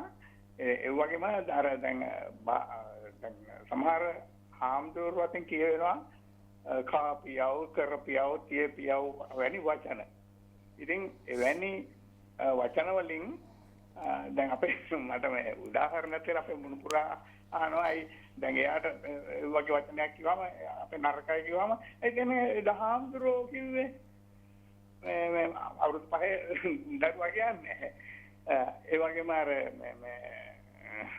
අර නන්දමාලි මහත්මියගේ සින්දුවක තියෙනවානේ කුරුල්ලනේ ඔබත් නටාපිය මාත් නටන්නම් කියලා. ඒක අපි නටාපිය කියනකොට ඒක නරක වචනයක් කියලානේ කියන්නේ. ඉතින් ඒ දරුවෝ අහනවා මේ ඇයි මට අපිට නරක මේ වචන කියනවා නේද? හාමුදුරුවෝනේ සමහර කාලීන ධර්ම දේශනා කියලා කියන එක මම අහගෙන හිටියා. මේ තෙලෙන්කාපියව කිරෙන්කාපියව මිරෙන්ක වගේ අස්මාලු අනුබය පිළිබඳ උන්වහන්සේ දේශනා කළේ. කාපියව තෙලෙන්කාපියව කිරෙන්කාපියව මිරෙන්කාපියව කිය දේශනා කරා. ඉතින් එවැනි වචන මේ සමහරවිට ඒක ධර්මය අනුව ඔබ වහන්සේලා මට විස්තරයක් පැහැදිලි කරලා දෙනවද කියන එක අහන්නයි මම කතා කරේ. මොකද ඒ වචන හොඳද කියලා. හොඳයි. මටත් ඒකටම අදහසක් ඉදිරිපත් කරන්න අවසර දෙන්න අපේ හාමුදුරුවනේ. ඒ වචන පාවිච්චි කරන පරිසරය අනුව අර්ථය වෙනස් වෙනවා. දැන් අපි අනගාരിക ධර්මපාලතුමා ගත්තොත් එහෙම ඒ කාලේ සමාජයේ යහපත් මාර්ගයට ගන්න කතා කරලා තියෙන භාෂාව ගත්තොත් එහෙම ඔය වචන ඒක ඇතුලේ තියෙනවා. හැබැයි හොඳ වටිනා සේවයක් කරලා තියෙනවා. ඒ වගේම නන්දාමාලිනීගේ ගීතේ අර තෝත් නටාපියේ මාත් නටන්නම් ඒ නටාපිය කියන එකේ අපිට දැනෙන්නේ නැහැ එකවරම සැරපරුස බවක් දැනෙන්නේ හරි సౌందర్యාත්මක බවක්ද. හැබැයි කෙනෙක් එකවරම කිව්වොත් එහෙම නටපන් ගාපන් මරපන් කියලා රණ්ඩු වෙන අවස්ථාවක නිකන් දරුණු ස්වභාවය ඒක දරුණු බවක් දැනෙනවා. මේක පාවිච්චි කරන පරිසරය අනුවත් අපිට එහෙම දැනෙනවද කියලා හිතන අපේ ගෞරවනීය ස්වාමීන් වහන්සේ. ඔව් දැන් ඇත්තටම දැන් නන්දාමාලිනියගේ ඒ ගීතයේ තියෙන තෝත් නටාපි මාත්තටන්නම් කියන එක හරිම ප්‍රේමණීය හැඟීමක් ආදරණීය හැඟීමක් සහ ඒ సౌందర్యාත්මක මොහොතට ශ්‍රාවකයා අරගෙන යන තත්ත්වයක්නේ තියෙන්නේ. ඒ වගේම තමයි ඒ භාෂා පරිසරය ඒ දරුවෝ අතර තියෙන එකක්නේ.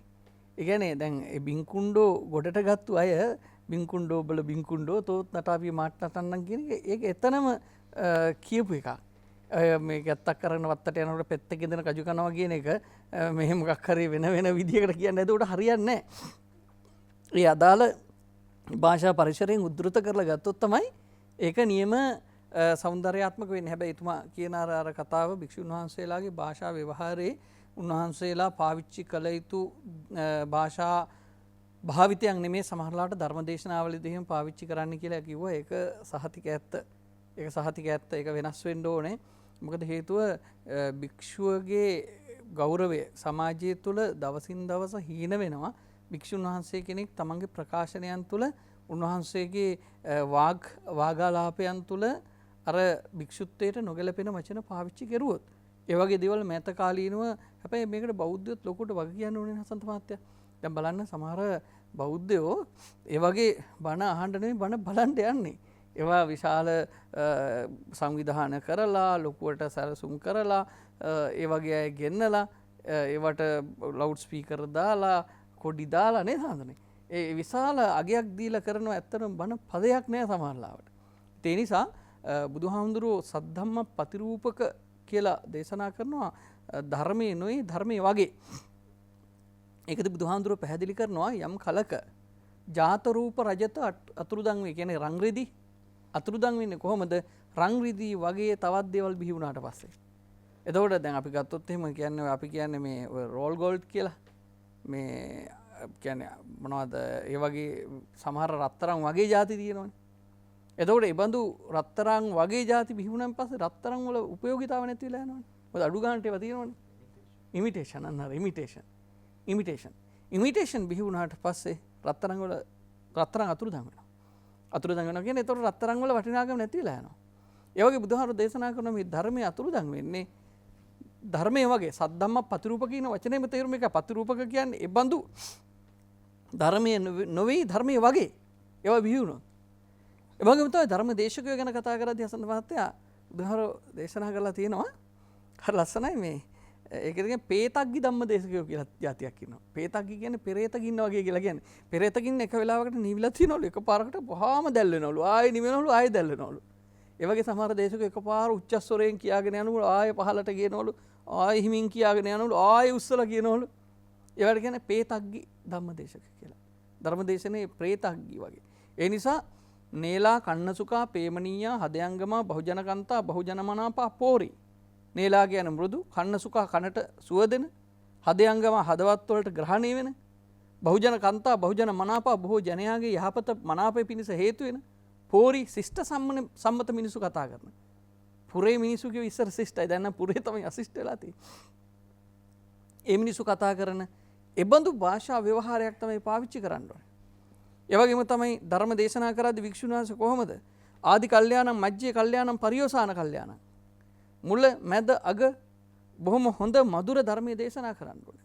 සාත්තං සබ්බෙන්ජනං කේවල පරිපූර්ණං බ්‍රහ්මචර්යම් පකාසයත කියලා බුදුහාමුදුරුවෝ දේශනා කරේ. සාත්තං අර්ථ සහිත සබ්යංජනං ව්‍යංජන සහිත කේවල පරිපූර්ණං හුදෙක් පිරිපුන් ධර්මයේ දේශනා කරන්න. ඒ වගේම තමයි බින්දු සුස්සරතා සුසන්තාන බින්දුතා කියලා කියන්නේ හොඳ වටකුරු වචන. සුස්සර කියලා කියන්නේ හොඳ ස්වරයන් සහිත අර්ධස්වර නෙමෙයි. සුසන්තාන නියම අක්ෂර උප්පත්ති ස්ථාන ඇසුරු කරගෙන වචන ප්‍රකාශ කරන්න. ඒ විදිහට ධර්මදේශකයන්න් වහන්සේ නමක් විසින් භාෂාව මොන්නතරම් භාවිතයට හොඳට කලහුරු ඇති වචන පිළිබඳ හොඳ වැදගත් උච්චාරණ ශක්තියක් ඇති කෙනෙක් වෙන්න ඕනද කියන එක පිළිබඳව අපේ දර්ශනය තුළ අපේ දහම තුළ ඒ විතරක් නෙමෙයි අපේ සංස්කෘතිය තුළ හුරු කරුවා. අපේ හඳුනේ අපිට බණ උගන්වන්න කලින් ගෙන්වුවේ නම් පොත මගුල් ලකුණ ගණදිවි හැල බුද්ධ ගජ්ජේ සකස්කඩ ඒවා කියවලා මොකද කරන්නේ අපේ කට සකස් කරා ඊටාම හොඳට වචන උච්චාරණය කරන්න පුළුවන් විදියට සකස්කඩ නොකියුකට උගේ කට හුඹස්කට කියලා කිව්වේ සකස්කඩ නොකියුවනම් හුඹස්කටක් වගේ කියලා ඒ නිසා හොඳට අක්ෂර උච්චාරණය කිරීමට සියල්ලට සකස් කළා ඒ නිසා භික්ෂුන් වහන්සේලාගේ ධර්ම දේශනා ශෛලීන් සහ ධර්ම දේශනා කළ යුතු ආකාරය පිළිබඳව වෙනම අසන්ත මහත්තයා අපි ඉදිරියේදී හොඳ සාකච්ඡාවක් කරමු කියලා මම යෝජනා කරනවා මේකේ දිගුවක් හැටියට. ඔබතුමා අපේ ආන්දර මොකද්ද කියන්න හදුවා? ඔව් මම කියන්න හැදුවේ ඔය අපේ මීරිගම ලෝලුවගොඩ මහත්තයාගේ ප්‍රශ්නෙට මතකයිද ත්‍රී සිස්ටර්ස් ලගේ සින්දුවක් තියෙනවා කුරුල්ලනේ නුඹලගේ සන්තෝෂය මදකට අපට දියව්. කුරුල්ලන්ට දියව් කියලා අමතන් නැතුව දෙන්න කියලා අමතන්නේ නැහැ.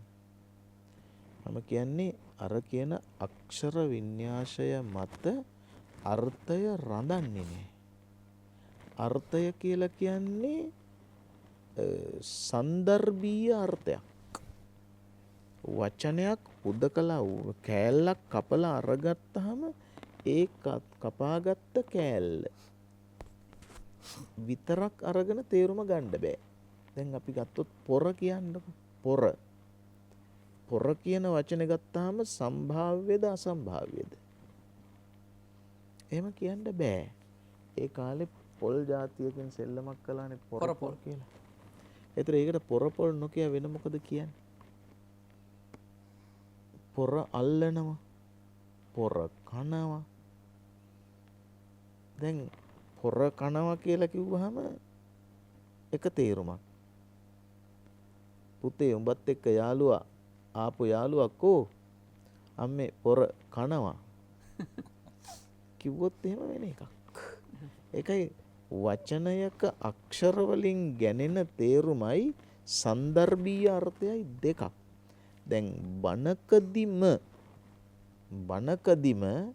අපි හිතමුකෝ ආලවකගේ ප්‍රකාශයක් කිව්වා කියලා. ආලවක බුදුහාමුදුරන්ට නික්කම සමන කියන එක සිංහලට දාලා නූතන සිංහලෙන් කවුරු හරි කෙනෙක් බණට කිව්වොත් ඒක කියනකොට ඒ සන්දර්භය ඇතුලේ ඒ උද්ෘතය ඇතුලේ කතා කරන්න වෙනවා. මම කියන්නේ ලොළුවගඩ මැතිතුමා බොහොම ශ්‍රද්ධා සම්පන්න බෞද්ධයෙක්. ඒක වෙනම කතාවක්. ලොළුවගොඩ තියෙන අපේ පැත්තේ. එතකොට මේ දරුවෝ තාමත් මේ සන්දර්භීය අර්ථ තේරුම් ගන්නේ නැහැ. සන්දර්භීය අර්ථ තේරුම් ගන්නේ නැති හින්දා දරුවාට මේක ලොකුවට වැටහෙන්නේ නැහැ. වචනයක් තේරුම් ගන්න ඕනේ සන්දර්භයට දාලා. හැබැයි අපේ මැදගොඩ හාමුදුරුවෝ කිව්වා වගේම ලෝලුවගොඩ මහත්තයත් කියන්න හදනවා වගේම ධර්මයේ ගෞරවය වචන තුල රැකෙන්න ඕනයි. සතමත් දැන් අපි කියාගෙන ආවේ අටකතා ගැන ඔබතුමාව හෙළටුවා ගැන මම බොහොම සංක්ෂිප්තව කියන්නම්. දැන් දීර්ඝ වේගෙන යනවා අපේ කාලයත් ගොඩක් ගෙවිගෙන යන නිසා දැන් හෙළටුවා සම්බන්ධයෙන් ගනිද්දී හෙළටුවා කියන වචනේම කියන්නේ සිංහල අටුවා කියලානේ. ඔය හෙළටුවා ගත්තාම ප්‍රධාන වශයෙන් තියෙන්නේ මහා අට්ඨකතංචේව මහා පච්චරමේවච කුරුන්දිංචාපි තිස්සෝපිය සීහල අට්ඨකතාමතා කියලානේ. මහා අට්ඨකතාවයි මහා පච්චරී අට්ඨකතාවයි කුරුන්දි අට්ඨකතාවයි කියන මේවා තමයි හෙළටුවා කියලා හඳුන්වා දෙන්නේ. එතකොට මේ හෙළටුවා කොහොමද ලංකාවට ආවේ? මේ ගැන සඳහන් කරන්නේ සම්මා සම්බුද්දේනේව තින්නම් පිටකානං අත්තවන්නනා කමෝපි භාසිතෝති දට්ටබ්බෝ. බුදුරජාණන් වහන්සේ විසින් තුන් පිටකයටම අර්ථ වර්ණනා ක්‍රමය දෙසන ලද්දේයයි දත යුතුය. එතකොට අර්ථ වර්ණනා ක්‍රමය. ක්‍රමය කියන්නේ සිස්ටම් එක. එතකොට ඒ ක්‍රමවේදය බුදුරජාණන් වහන්සේ දේශනා කළා. බුදුහාමුදුරන්ගේ ධර්මයේ විග්‍රහ කරන ක්‍රම හතරක් ගැන තියෙනවා. අද වුණත් අපි ධර්මයේ තේරුම් ගන්නවා නම් සුත්ත සුත්තානුලෝම ආචාර්යවාද අත්නෝමති කියන හතර ක්‍රමයකටයි ඉගෙන ගන්න. සුත්ත කියලා කියන්නේ බුදුහාමුදුරු දේශනා කරපු සූත්‍ර, ටෙක්ස්ට් එක, පාළිය. සුත්තානුලෝම කියන්නේ සූත්‍ර අනුලෝම. ඒ කියන්නේ සූත්‍රයට අනුකූලව කරන විග්‍රහ.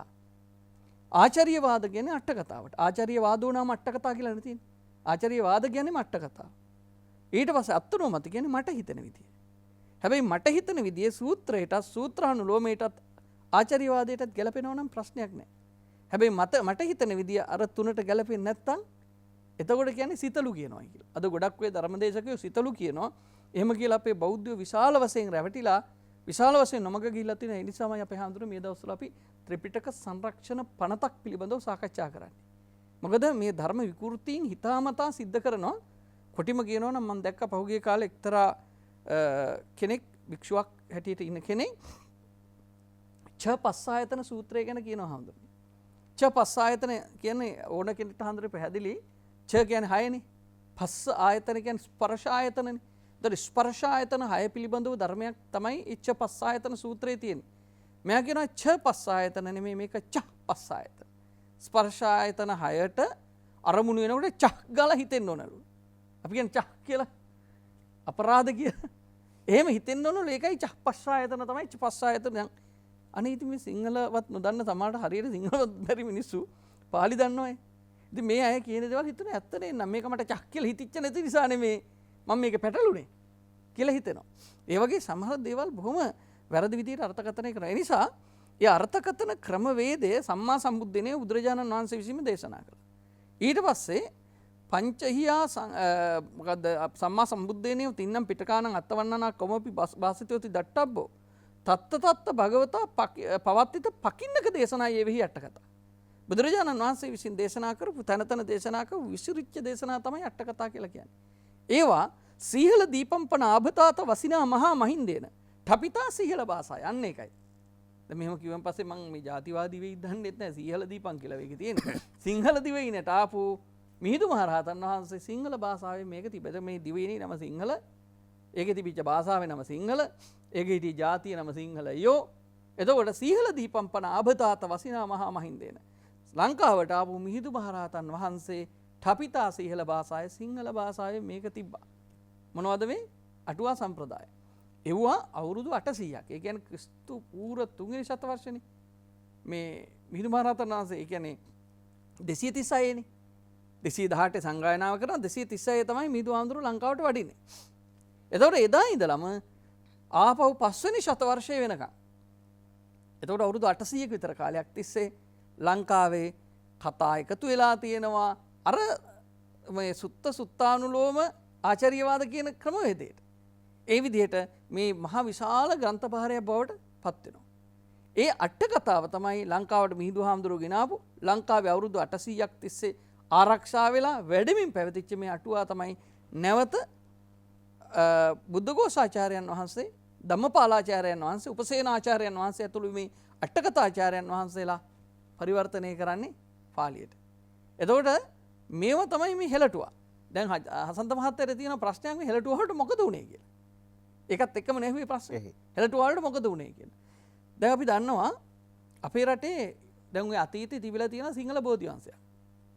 සිංහල බෝධි වංශය තිබ්බා කියලා පේන්න හොඳම සාධකය තමයි පාලි බෝධි වංශය අපි ළඟ දැන් තියෙනවානේ. ඒකේ තියෙනවා දස්ස ඉස්සං මහා බෝධි වංශං භාසාය සත්තුනෝ පුබ්බේ සීහල භාසාය ටිතං උද්ද ජනනුගෝ. මම කලින් සිංහල භාෂාවෙන් තිබිච්ච බෝධි වංශය පාලියෙන් කරනිමි. එතකොට පාලියට නගන්නේ මොකද්ද? කලින් සිංහලෙන් තිබුණු බෝධි වංශය. එතකොට දැන් අද සිංහල බෝධි වංශේ කලින් පාලියට කලින් තිබුණු සිංහල බෝධි වංශය නැහැ නේ හඳුනේ. පාලි බෝධි වංශය මේ පරිවර්තනයනේ දැන් තියෙන්නේ. ඇයි මොකද වුනේ අරකට? ඒක කාලානුරූපව එක්කෝ ඇස්සට, ගින්නට, ඔය නොඑක ආකාරයේ සතුරු උපද්‍රව කාලවල ඒත් එක්කම දුර්භික්ෂ වලට මේවට අහු වෙලා විනාශ වුණා. ඒ විතරක් මේ දාඨා වංශය අරන් බලන්න. දාඨා වංශයේ තියෙනවා එදා සදේශ භාෂාය කවිහි සීහලේ කතම්පි වංශං ජින දන්ත ධාතුය. නිරුත්ත්‍යා මාගතිකාය බුද්ධියා කරෝමි දීපාන්තර වාසිනං අපි. දීපාන්තර වාසීන්ගේ ප්‍රයෝජනය සඳහා, ඒ කියන්නේ විදේශිකයන්ගේ ප්‍රයෝජනය සඳහා මම මේක සදේශ භාෂාය ඉස්සර සිංහල භාෂාවෙන් සීහලේ කවිහි සිංහල කවියෙන් විසින් කරපු මේ දාඨා වංශය හරවනවා පාලියට. එතකොට මේ පාලියට හරවලා තියෙන සිංහල දාඨා වංශයක්. ඒ සිංහල දාඨා වංශයක් අද අපි ළඟ නැහැනේ. පසලියපු දලදා සිරිත දලදා පොත් තියෙනවා. හැබැයි අරගේ පරිවර්තනය. ඒක හතරවෙනි සියවසේ සලමිවන් රජුරුවන් කාලේ ලියපු එළුදලදා වංශ කාව්‍යය. එහෙම ඒක නෑ. ඔව් ඒක නෑ. ඒක තමයි දාඨා වංශය බවට පත් උනේ. දාඨා වංශය බවට පත් උනේ. ඉතින් බලන්න. එතකොට ඒකට මොකද උනේ? ඒකත් අර වගේම දුර්භික්ෂ වලට නොඑක ආකාර දේවල් වලට මුණ දීපු මිනිස්සු අතින් නැති වෙලා ගියා. මේ පුංචි රටක්නේ. ඒ විතරක් නෙමෙයි. දැන් බලන්න හත්වනගල් විහාරවංශය ආරම්භ බලන්න. හත්වනගල් විහාරවංශය කියන බ්‍රහ්මණ්වයේ නනුගතත්ත මනෝම දස්සී ක්‍යාතේන සබ්බේ අතිරාජ යුරන්දරයන්. ආයාචිත මොකද ඒකේ තියෙන්නේ නිසාය පුබ්බලිකිතං චිදවාය මාමිනි. పూర్ව ලිඛිතයන් පාවිච්චි කරගෙන මම ලියන කොයිද මේ හත්වනගල් විහාරයට හත්වනගල් විහාරේ ඒ ඉතිහාසයේ ලියපු ඒ කාව්‍ය ලියපු ඒ කාව්‍යයට මූලික වෙච්ච පොත කොයි? ඒව නෑ. ජානකී හරණය රචනා වෙන්නේ රත්මලානේ නායක හාමුදුරුවෝ සන්නේ බලාගෙන ලියලානේ. සන්නේ බලාගෙන ලියලා. ඒ ජානකී හරණේ අතුරුදන් වෙලා තියෙ පොතක් නෑ. ඒ සන්නේට ආපහු පරිවර්තනයක් හදනවා. සංස්කෘත පරිවර්තනයක්. ඊට පස්සේ මුල් පොත හම්බුනලු ඉන්දියාවේ තිබිලා. එතකොට අරකමයි. දෙකම එක වගේලු. බලන්න. ඉතින් එතකොට මම කියන්නේ හසන්ත මහත්තයා මම මේ 100ක් උදාහරණ දෙන්නම්. මේක වෙලාව යනවා මේක කියන්න ගියා. ඉතින් අපේ හාමුදුරනේ ඒ විදිහට පැරණි පොත් සියල්ලම අතුරුදන් වුණා. අතුරුදන් වුණා කියන්නේ විනාශ ස්වභාවයටපත් වුණා. හැබැයි බුද්ධඝෝසාචාර්යයන් වහන්සේ 5 වෙනි ශතවර්ෂ ලංකාවට ඇවිල්ලා හෙළටුවා පාලියට පරිවර්තනය කරගෙන ඉන්දියාවට අරන් නොයන්න මම අහන්නේ. එහෙම නම් හාමුදුරනේ අපේ අර්ථකථන සම්ප්‍රදායට මොකද වෙන්නේ? අද අර්ථකථන සම්ප්‍රදායක් නැති වෙනවා. හෙළටුවක් නැහැ, හෙළටුවක් නැහැ, පාලියටුවක් නැහැ. ඒ නිසා අද අපිට බුද්ධ මතය බුදුරජාණන් වහන්සේගේ දේශනාව යම් කියන්නේ තේරුම් ගන්න නිශ්චිතව තේරුම් ගන්න මේකයි බුදුහාමුදුරුවෝ දේශනා කරපු අදහස. මේ බුද්ධ ආචාර්යවාදය කියලා කියන බුද්ධ මතය. ඒ බුද්ධ මතයේ තේරුම් ගන්න නම් අටුවා අවශ්‍යයි. ඒ අටුවා අවුරුදු ඔය කියපු කාලය ඇතුලේ පරිවර්තනය කරගෙන ගියාට පස්සේ අපිට රාජධානි කීයකට අපි මාරු වෙනවා සතන්ත මහත්තයා. ඒ මාරු වෙද්දී මේක විනාශ ස්වභාවයටපත් වුණා. ඒ නිසා ඒ හෙළටුවා විනාශ වීම සමහර අය බුද්ධඝෝසාචාර්යයන් වහන්සේ පිට දාන්න හදනවා. බුද්ධඝෝස හාමුදුරුවෝ අටුවා පරිවර්තනය කරගෙන අටුවා වලට ගිනි තියලා යන්න ගියා කියලා. මේ මිනිස්සු හිතාගෙන ඉන්නේ අටුවා කියන්නේ එක තැනක තිබිච්ච පොත් ගොඩක් කියලා. හාමුදුරනේ ත්‍රිපිටකයට ගිනි තියලා ඉවර කරන්න පුළුවන්ද? මගේ ළඟත් තියෙනවා ත්‍රිපිටකය, හාමුදුරුවෝ ළඟත් තියෙනවා ත්‍රිපිටකය. අනිත් එක අටුවා කියන්නේ සම්ප්‍රදායක්. මේ සම්ප්‍රදායට ගිනි තියන්න බෑ. අටුවා කියලා කියන්නේ ඇත්තටම සම්ප්‍රදායක්නේ. ට්‍රැඩිෂන් එකක්නේ. ට්‍රැඩිෂන් එකට ගෙනි තියන්නේ කොහොමද එක තැනක ගොඩ ගහලා. ඉතින් ඒ නිසා නොදන්න මිනිස්සුන්ට මේ වගේ දේවල් හිතෙනවා. ඇත්තටම නම් බුද්ධඝෝස හාමුදුරුවෝ මේක පාලියට පරිවර්තනය කරලා ගිනි තියලා යන්න ඇති. ගිනි තියන්න දෙයි. බුද්ධඝෝස හාමුදුරුවෝ ලංකාවට ආපු වෙලාවේ බුද්ධඝෝසාචාර්යයන් වහන්සේට දුන්නේ නැහැ පරිවර්තනය කරන්න හාමුදුරුවෝ. කිව්වා ඔබ වහන්සේ ඉස්සරළම මෙන්න මේ අරගන්න සීලේ පතිට්ඨාය නරෝ සපඤ්ඤෝ කියන මේ ගාථාව අරගෙන ලියන්න ප්‍රබන්ධයක් කිව්වා. ඒ අනුව තමයි විසුද්ධි මාර්ගය ලියන්නේ. ඒ විසුද්ධි මාර්ගය විතරක් නෙමෙයි විසුද්ධි මාර්ගය ලියලා විසුද්ධි මාර්ගය කොපිස් 3ක් ලියන්න වෙනවා හාමුදුරනේ. ඒ විසුද්ධි මාර්ගය ලියලා බාර දුන්නෙන් පස්සේ එකට එකක් සසඳනවාද කියලා බැලුවා. උන්වහන්සේගේ තේරවාද ඥානෙ පිළිබඳ අවබෝධය පරීක්ෂා බැලුවා. ඒ විදිහට පරීක්ෂාලා බලලා තමයි අටුවාකරණයට අවස්ථාව සලසලා දෙන්නේ. ඒත් එක්ක උන්වහන්සේ කියනවා සීහල භාෂම් මනෝරමම් භාෂම් මේ ලස්සන සිංහල භාෂාව. අනේ මේකෙන් මම පාලියට පරිවර්තනය කරනවා විගත දෝසං දෝෂ නැතුව. ඒ නිසා ඒ කාලේ තව ගොඩාක් පොත් තිබිලා හැමදෙරම මොනරිදු එකල්ලි පුල් සලග නවාගනී කියලා තියෙන සිත සංග්‍රහයනේ නේද? මොනරිදු එකල්ලි පුල් සලග නවාගනී. ඒ කියන්නේ මොනර රාජයා පුල් සල් අග නවාගනී. පිපුණු සල්ගසක් උඩ නවාතැන් ගත්තා. සමහරුත් යන්නේ පුල් සලග නවාගෙන ගිය පිල් නවාගත්තයි කියලා. ඒ පැරණි ගී මයුර සංදේශයක් ගැන කියනවා. ඒ පැරණි ගී මයුර සංදේශයක් තිබිලා තියෙනවා. ඒවත් විනාශ වුණා. ඒ අතරේ මේ හෙළටුවත් විනාශ වුණා.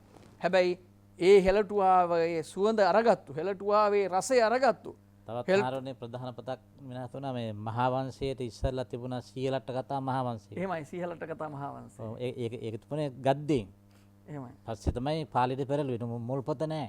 ඔව් සීලට්ට කතා මහාවංශය ඒක පැහැදිලිවම අපිට පේනවා මහාවංශ ටීකාවේ වංශත්තප්පකාසීනියේ ඒ සම්බන්ධ විස්තර තියෙනවා. ඉතින් හසන්ත මහත්තයා මට කියන්න ඕන උනේ ඒ බුදුහාමුදුරුවෝ දේශනා කරපු න්‍යාය ක්‍රමයේ පාවිච්චි කරගෙන මිහිඳු මහරහතන් වහන්සේ දක්වා ඉන්දියාව පැවතගෙන ඇවිල්ලා ලංකාවේ හෙළටුවාවන් හැටියට තිබිලා නැවත බුද්ධඝෝසාචාර්යයන් වහන්සේ පාලියට පරිවර්තනය කළා.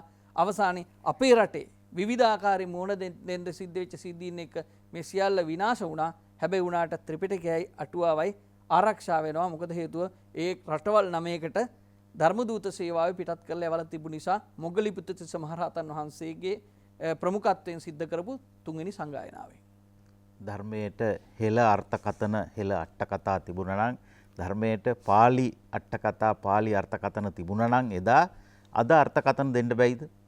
අද ධර්මයේ දන්නා ස්වාමින් වහන්සේලාට උගතුන්ට බුද්ධ වචනයට ඒ ධර්මයට අලුත් විදිහේ අර්ථකථන දෙන්න බැයිද කියලා කෙනෙක් අහන්න පුළුවන්. අපි ඒක ගැනත් කතා කරමු. අපිට අමතුම් ගණනාවක් තියෙනවා. ආයිබෝවන්. ආයිබෝවන්. කතා කරන්න. මම පිටින් සෝමදාස නායකකාර කියලා කෙනෙක්. ගෞරවනීය ස්වාමීන් වහන්සේ දැන් අපි ගාථා කියනකොට පාලි භාෂාවෙන් අපි ගාථා කියන්නේ. පිරිත් අහනකොට කියනකොට පාලි භාෂාවෙන් අපි සජ්ජායනා කරන්නේ. එතකොට මම කියන්නේ මේ වන්දනාමාන කරද්දී පිරිත් කියන්නේ බොහෝ දෙනෙක් මේ ගාථාවල අර්ථය දන්නේ නැහැ. ඒ අර්ථය නොදැන කීම තුලින් අපිට අත්න කුසලයේ අඩුද කියලා තමයි මම අහන ප්‍රශ්නේ. හොඳයි. හොඳයි. බොහොම ස්තුතියි. තවත් අමතුමක් තියෙනවා. අයිබෝවන්. අයිබෝවන්. කතා කරන්න. මම කතා කරන්නේ බණ්ඩාරගමින් මේ තිලක්කේ. මගේ තියෙන ප්‍රශ්නේ මේ අපේ මේ මදගොඩ අපේ ආමඳුරෝ කිව්වා මේ බුදුහාමුදුරුවෝ කිව්වා කියලා මේ අපේ බුදුහාමුදුරුවෝ කිව්වා කියලා ඡන්දසට හරවන්න එපා කියලා මේ අපේ මේ පාලි ඡන්දසට හරවන්න එපා කියලා මේ බුද්ධ වචනය. ඉතින් දැන් ගොඩාක් භාවිතා වෙන්නේ ඡන්දසට හරවලා. ඔතකොට එහෙම වුණාම අපිට හරියට හරි ධර්මය අපිට හරි අවබෝධයක් ලබා ගන්න බෑ නේද කියලා මම අහන්නේ එකයි. හොඳයි. බොහොම ස්තුතියි. බණ සහ බස ගැනයි කතා කරන්නේ. අපේ ගෞරවනීය ස්වාමීන් වහන්සේ කතා කරන්න කලින් මට අවසර දෙන්න පාලක මැදිරියට යන්න. පාලක මැදිරිය මගින් නිකුත් කරන පණිවිඩ කීපයක් සඳහා.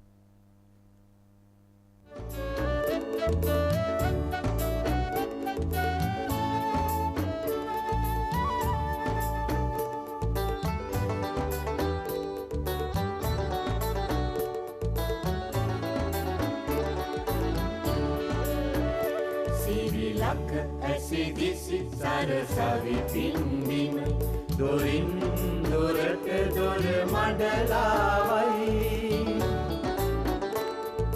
මාගේ මව්බිම බණ සහ බස අද දොරමඩලාවේ මාතෘකාව. බණ කියන වචනය ඇතුලේ බස කියන තේරුමක් තියෙන බව අපේ ගෞරවනීය ස්වාමින් වහන්සේත් පැහැදිලි කරා. එහෙම බලපුවම බස කියන එක තමයි අපි මේ කතා කරන්නේ. බස ගාලා ගියෝ ඒ පද දෙක එක තැන දාපුවාම එන අර්ථය බලන්නකෝ. දැන් බස සහ බස ගාපුවාම ටිකක් ඉක්මනින් කතා කරනවා වගේ. බස ගාලා වැඩ කරන අය ඉන්නවනේ. ඉතින් විවිධ තේරුම් එනවා මේ බණ කියන කොටත් සමහර අය බස ගාලා කියනවයි කියන එක තියෙනවා පුරාණ පන්න මධ්‍යේ ගච්ඡන්තෝ ගෝදාවිය. මේ කියන්නේ පරණ කොළ ගොඩක් ඇස්සේ යන තලගුවෙක් වගේ කියලා. කියන එක දන්නෙත් නෑ අනේකට තේරෙන්නෙත් නෑ කියලායි කියන්නේ. ඒක බස ගාන එක තමයි. අපේ පූජ්‍යපාද මහාචාර්ය මල්වානේ චන්ද්‍රරතන ස්වාමීන් වහන්සේ. ඔව් අපි ඇත්තටම දැන් මේ බණ හා බස පිළිබඳ කතා කරමින් යන්නේ. ඉතින් මම පොඩ්ඩක් වැඩි බර වෙන්නේ අර පැරණි සිංහල සාහිත්‍යයට. පැරණි සිංහල සාහිත්‍යයේ කොහොමද සිංහල භාෂාවෙන් බණ කියලා තියෙන්නේ කියලා. එතකොට දැන් අබේදිස්සාරුත් මතක් කළා පැරණි සිංහල සාහිත්‍ය සහ අටුවා පොත් පිළිබඳව. දැන් ඉස්සරෝම අපට කවියෙන් බණ කියපු බණ පොතක් හම්බ වෙනවා. ඒ කිස්තු වර්ෂ 6 වෙනි සියවසේ. පළවෙනි මුගලන් රජුරෝ මේ දහම් කවක් ලියලා. ඒ දහම් කව ධර්මදේශනාවක් අවසානයේ ඇත්කුමක් මත තබාගෙන මේ සජ්ජායනා කරමින් නගරය ප්‍රදක්ෂිනා කළයි කියලා මහා වංශය කියනවා. අද ඒ පොත නැහැ. මම හිතනවා ඒ තමයි පළවෙනි කාව්‍යම ධර්ම දේශනාව. පළවෙනි මුගලන් රජුරු කවි බණක් ලියලා ඒ කවි බණ ඇත්කුමක් මත පොත තියාගෙන ධර්ම දේශනාවක් අවසානයේ මේ කවි බණ ධර්ම මේක සජ්ජායනා කරමින් ප්‍රදක්ෂිනා කරයි කියලා. එතකොට සිංහල සාහිත්‍යය ගත්තාම සාහිත්‍යයේ පුරාම තියෙන්නේ බණ කියන එක. ආරම්භයේ ඉඳලාම තියෙන බණ කියන එකමයි. අනුරාධපුරයේ පොළොන්නරුව දඹදෙණිය කුරුණෑගල ගම්පොළ දක්වා මේ ආපු ගමන් මගේ දිගටම තියෙන්නේ මේ සිංහල භාෂාවෙන් බණ කියන එක. එතකොට මේ බණ කියන සාහිත්‍යයත් බණ කතා සාහිත්‍යයක් ආරම්භ වෙන්නේ පොළොන්නරුවේදී. මේ සාහිත්‍යය ආරම්භ වෙන්නේ අනුරාධපුරයේ තිබුණා.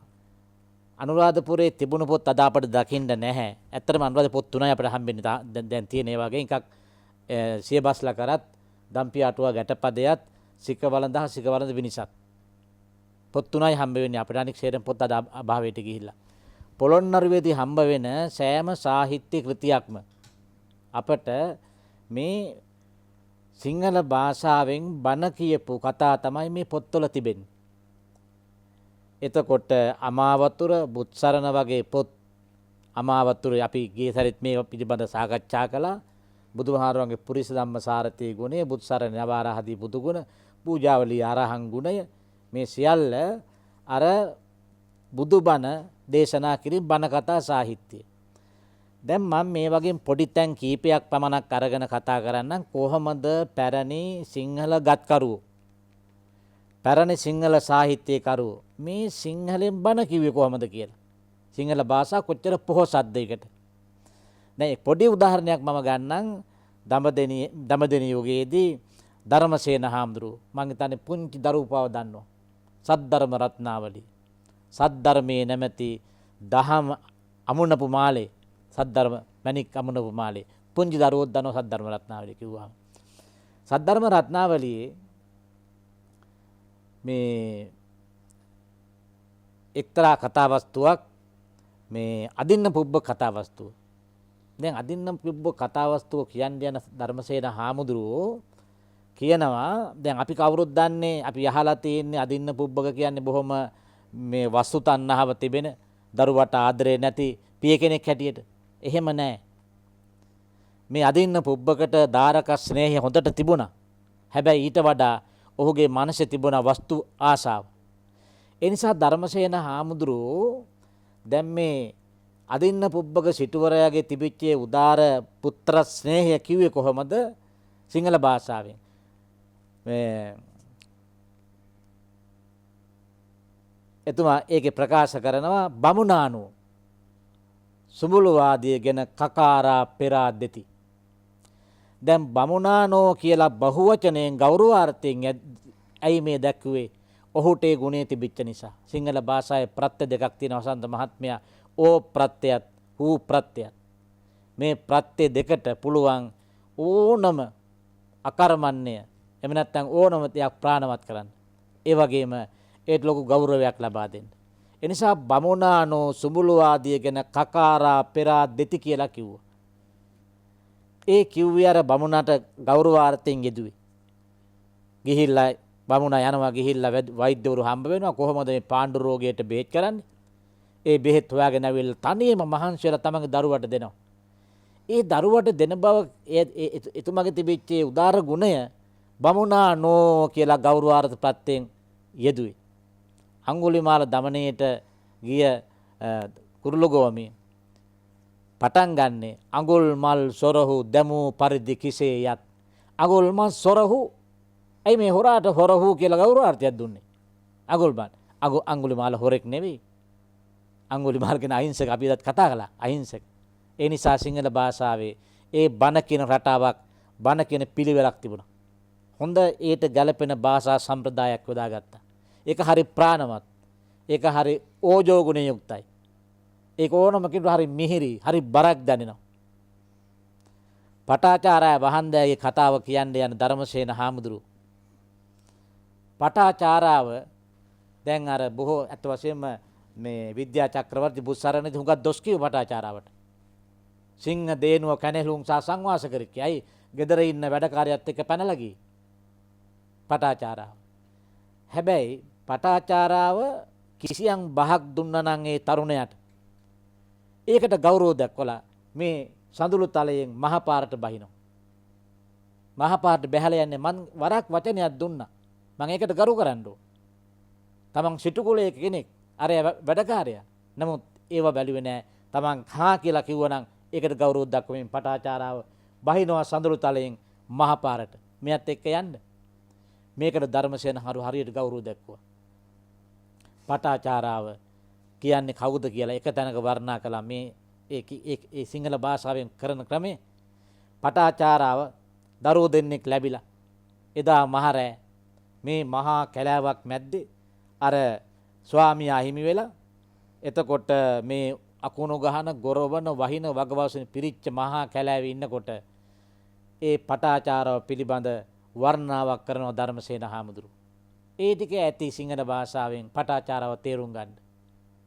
බොහොමද වර්ණනා කරන්නේ ඒ සිටු දියණියෝද දරුවන් දෙදෙන බඩතුරෙහිලාගෙන දෙදනත් දෙවලමිටත් බිම ඔබාගෙන නැමීගෙන මුළු තුන්යන් රාත්‍රිය ගෙවා පීහ. ඔන්න පටාචාරාව රාත්‍රී හිටපු ඇති. ඒ සිටු දියණියෝද දරුවන් දෙදෙන බඩතුරෙහිලාගෙන දෙදනත් දෙවලමිටත් බිම ඔබාගෙන තමන්ගේ ස්වාමියාගේ පැලක් හදන්න. පැල හදාගන්න බැරුව ගියා. එයා සර්පිය දෂ්ට කරලා එයා මරණයට හැබැයි අර පැල ඒ පටාචාරාව දරුවන්ට හැදුවා. හැදුවේ කොහොමද? දෙදනත් දෙවලමිටත් බිම ඔබාගෙන. මුළු තුන්යන් රාත්‍රිය ගෙවා පීය. එතකොට මේ පටාචාරාව වස්තුවේදී පටාචාරාව පිළිබඳ කළ විස්තරය. අඟුලිමාල දමනයට ගියාම විද්‍යා චක්‍රවර්ති බුදුහාමුදුරුවෝ මේ හම්බ වෙච්ච වෙලාවේ බුදුහාරවන්ගේ රූපය දැක්කට පස්සේ මම මේ කියන්නේ සිංහලෙන් බණ කියපු හැටි අපේ පැරණි ගත් කතුවරු බුදුහාරු දැක්කට පස්සේ මෙයාට කියවෙනවා දනිමි ස්වාමීනි හැඳිනිමි ස්වාමීනි මහා මායා දේවීන් වහන්සේගේ පුතුණුවන් වහන්සේ නුඹ වහන්සේද සුද්ධෝදන මහරජුරුවන්ගේ පුතුණුවන් වහන්සේ නුඹ වහන්සේද ගැත්තෝ කළ පව් ඔබ වහන්සේට පෙන්නේද ඒ නිසා අප කෙරෙහි අනුකම්පාවෙන් පැමිණි. එතකොට හිත නිවි ගියේ. මේ තමන්ගේ අතින් ගත්ත කඩුව බිමට වැටෙනවා. මේ සේරම වෙන්නේ ඇයි? බුදුරුව දැකීමෙන්. බුදුහාරගේ මොවින් පොඩි වචනයක් පිට වුණා බණපදයක්. ඒ බණපදය ඇසීමෙන් තමයි මේ අතින් ගත්ත කඩුවත් පළගත් බිම වැටලා මේ දණින් වැටෙන්නේ අහිංසක බුදුහාරු ඉදිරියේ. ඉතින් පැරණි ගත්කරුවෝ මේ සිංහල භාෂාව මනවින් පරිහරණය කරමින් ඒ අවස්ථා නිරූපණ කුසලතාවය තාමත් ප්‍රසත්තාකාරයෙන් දක්වලා තියෙනවා. සිංහල සාහිත්‍ය පුරාම එදා ඉඳලා මේ දක්වාම එහෙම තමයි තියෙන්නේ. ඒ නිසා මට හිතෙනවා ඇත්තටම මම මුලින් සඳහන් කළා වගේම මේ බුදුබණ දේශනා කරන්න ශ්‍රාවකයාට හදයග්‍රාහීව කර්ණ රසායනව ශ්‍රව්‍ය ගෝචරව මේ බුදුබණ දේශනා කරන්න සිංහල භාෂාව ඉතාමත් පොහොසත් භාෂාවක්. ඒක නිසා තමයි මේ බස සහ බණ කියන මාතෘකා යොදා ගන්න ඇත්තේ සිංහල භාෂාවත් එක්ක මේ බුදුබණ කොච්චරනම් සමීප වෙනවද කියලා. සිංහලයේ තියෙන සමහර පද සමහර වචන ඉංග්‍රීසියට පෙරලන්න බෑද? අටපිරිකර ඉංග්‍රීසියෙන් කියන්න බෑනේ. ඇති මොකක් හරි හදලා කියන්න පුළුවන් නේද? ඒක අටපිරිකර නෙමෙයි. දැන් වඩිනවා කියන එක කියාගන්න ඉංග්‍රීසියෙන් කියාගන්න බෑනේ. දැලිපිහියට වුණත් මේ මම හිතන්නේ එහෙම වචනයක් නෑ. ඒ වගේ වචන ගණනාවක් තියෙනවා ඉංග්‍රීසියෙන් කියාගන්න බෑ. ඒ සිංහලෙන් කිව්වම විතරයි ඒක දැනෙන්නේ. අපේ ආමුදුරු කියපු ටිකත් ඔය සිංහලෙන් ඇහුවාම තමයි ඔය ටික. ඔක ඉංග්‍රීසියෙන් කිව්වනම් එහෙම කො මෙහෙමයි මේක තියුනේ අඟුලිමාල දමනේ මෙහෙමයි කියලා කිව්වොත් ඒක වෙනම එකක් තියෙයි රහක් මේක නෑ. හාස්‍ය රසය තියෙයි. ඒක තමයි පුදුමාකාර ගුණය. අපිට තවත් ඇමතුමක් තියෙනවා. අයිබෝවන්. ආයිබෝවන්. අපේ විශේෂඥ වෛද්‍ය නන්ද විජේරත්න මහත්තයා. අයිබෝවන් කතා කරන්න. ආයිබෝවන්. අපි දන්නවා අපේ මම වෛද්‍යවරයෙන්නේ ලංකාවේ සහ දැන් ඉන්දියාවේ බුදුරජාණන් වහන්සේට කලින් තමයි ආයුර්වේදය බිහි වෙන්නේ. එතකොට අපිට තියෙන වැදගත් කරුණ තමයි ලිඛිත භාෂාව ආවේ කොයි කාලෙද පළවෙනි එක. අපේ මාචාර්ය ස්වාමීන් වහන්සේලාට අවසර ගන්නවා.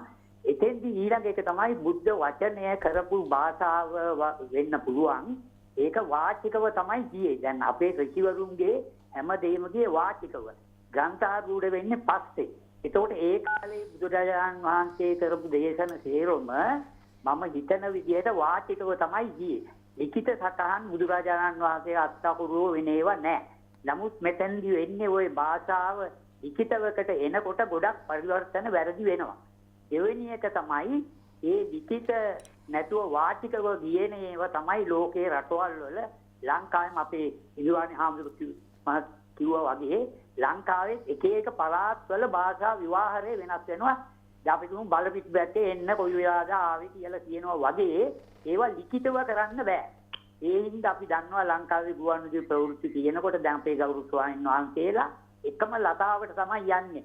කිසිම භික්ෂුන් වහන්සේ කෙනෙක් ඒ පළාතේ විදියට බණ කියන්නේ යන්නේත් නැහැ. මෙතෙන්ද තියෙන ගැටලුව තමයි ග්‍රන්ථාරූඪ වීමේදී විශාල හානි සිද්ධ වෙලා තියෙනවා. දැන් ත්‍රිපිටකයේ උනා වගේම අපි පුරාවිද්‍යා සාධක මත හොයාගෙන තියෙනවා කරුණු ගල්ලෙන් වල එහෙම දාපු වචන. ඒකත් එහා ඒවා නමුත් මිනිස්සු ජීවත් වුණා කතා කරුවා පරම්පරාවල් ගෙනිච්චා ගම්මුන් ගියා.